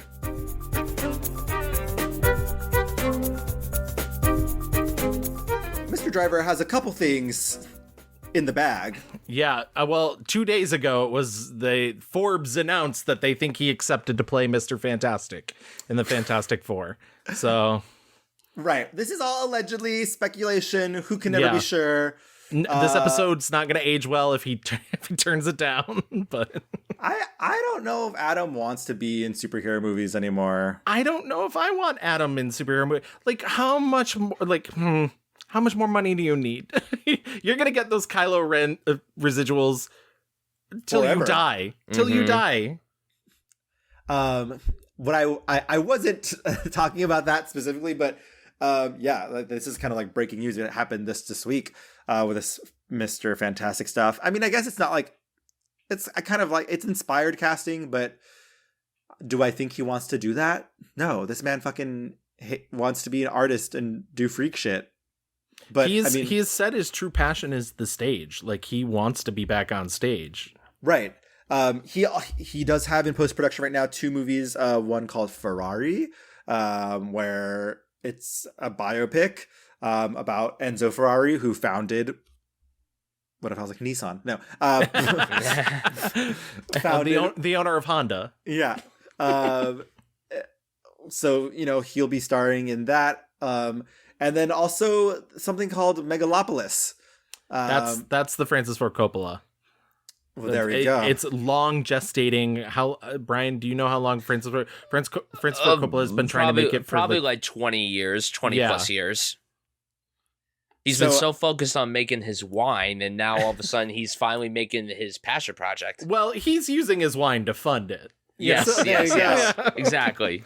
Give me my wine. Yeah, I mean, and so like again, we love to see it. He's still working with these auteurs. I just hope it's a little more silence and not as much Man Who Killed Don Quixote. Megalopolis. Right. We can never be sure.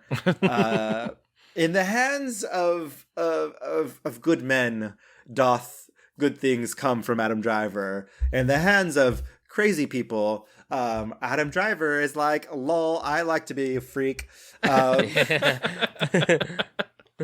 But Bryan, what do you want to see from Adam coming next?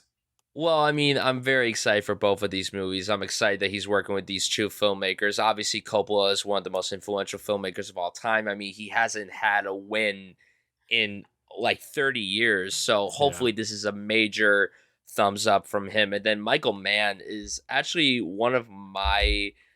he's not one of my favorite filmmakers, but I've been waiting for Michael Mann to kind of give another banger, because he hasn't done that in so long. Collateral was in my top 20 films of all time, and I don't think he'll ever be on that same level. But something that I would love to see Adam do is work with a female director. He hasn't worked with a female director before, and say that. I would love for him lips. to. I don't know why. Like, I'm shocked he hasn't worked with Greta Gerwig directing. I'm surprised that hasn't happened yet. Maybe it'd be a little too obvious, but you know, he would have been perfect for Intense Ken. Maybe maybe he has a cameo in Barbie that we just don't know. Maybe that would be great. But no, that's definitely something that I would love for him to do. I would love for him to work with a female director, and I would also love for him to do a straight up horror movie. He hasn't done that, and I would love for him to do that, and also work with Paul Thomas Anderson. That's like a top thing for me. I really want him to work with PTA. He would be good. Very good, interesting thoughts. I would not have thought about any of that, but I like it. I think, my God, he would be an excellent like slasher horror dude. Mm-hmm. I want him to be, I don't know, someone's dad in Little Women too. And it's funny, what I want is Adam to be in a musical that isn't Annette. Mm-hmm. Because he can sing. I don't think he's like the greatest singer, but like he can, do the thing, and he's a very physical actor, and I think that would be a really fun thing because also, again, like, I think he's not afraid to do it. He wants to do weirdo shit. So yeah, that's what I think. What about you, Gavin? Yeah, The Music Man with Adam Driver. What about a nice Fiddler remake starring Adam Driver as Tevye? Yeah, no, I agree. I agree with both those things. I would definitely female director on my list of things he has to do at some point, But Kerry Kusama, just like, I want to do some weirdo shit. Yeah, there she is. Yeah, hello. Absolutely. But yeah, no, I think that's I feel the same. I would love to see him on stage, obviously, and I know we say that in almost every episode, but like, that's his passion, and I would love to see that passion. Come back to Broadway, babe. We miss you. Please. I think that wraps up Adam Driver. Bryan, thank you so much for coming on. Now is the chance for you to talk your shit, man. How can people find you? Where can they find you? Yeah, first of all, thank you guys so much for having me. It's been such a blast getting to come on here and talk about my favorite working actor. I'm just so happy that I got to do this. So you guys could find me on Twitter, Instagram, and Letterboxd at Bryan Sudfield. And I have a podcast of my own. It's called Film Fragments, where I bring on a guest to talk about their favorite films from an actor, director, and genre of their choice. It's available on all streaming platforms. We have a lot of great episodes coming, lots of great guests. And hopefully I have these two gents on at some point. You never know. A little tip spot here and there. We'd love to. Yeah, absolutely. Thank you so much. Thank you. I'm glad you brought it. Yeah, it's always like when it's somebody young in their career, it's always like, oh, but he has such an interesting career that it's so worth talking about. Yeah, and you just know that it's just going to continue to be varied and interesting and weird. So can't wait to see what's next for Mr. Adam Driver. Absolutely. But if you want to contact us, you can always find us on Twitter at The Mixed Reviews. We're also on Facebook. Just type in The Mixed Reviews. If you want to write us a little letter, you can email us at reviewsmixed@gmail.com. We're also on Instagram at _mixed_reviews. And if you want to listen to our back catalog, we're on every major streaming podcast app. You can find us there. If you want to stop by one of them, leave us a 5-star rating, write us a little review. We'll read it on the show. And also tell your friends about the show. Be like, hey, beep, beep, beep, beep, beep. Hey, Bobby. That's I was just listening to a show. I was like, not Bobby. Yeah, Bobby, baby. Yeah, just Do that. Let it be known. Yeah, just go ahead and do that. And thank you guys for listening. We will see you in 2 weeks with a brand new episode. Keep an eye out for voting for May Madness. That is ongoing. Thank you so much, and have a good night. Bye. Bye. Sape una cosa da te, perché quando ti guardo così, sì pure tu te sienti a morire, non mon dice e non mon fai capire, ma perché?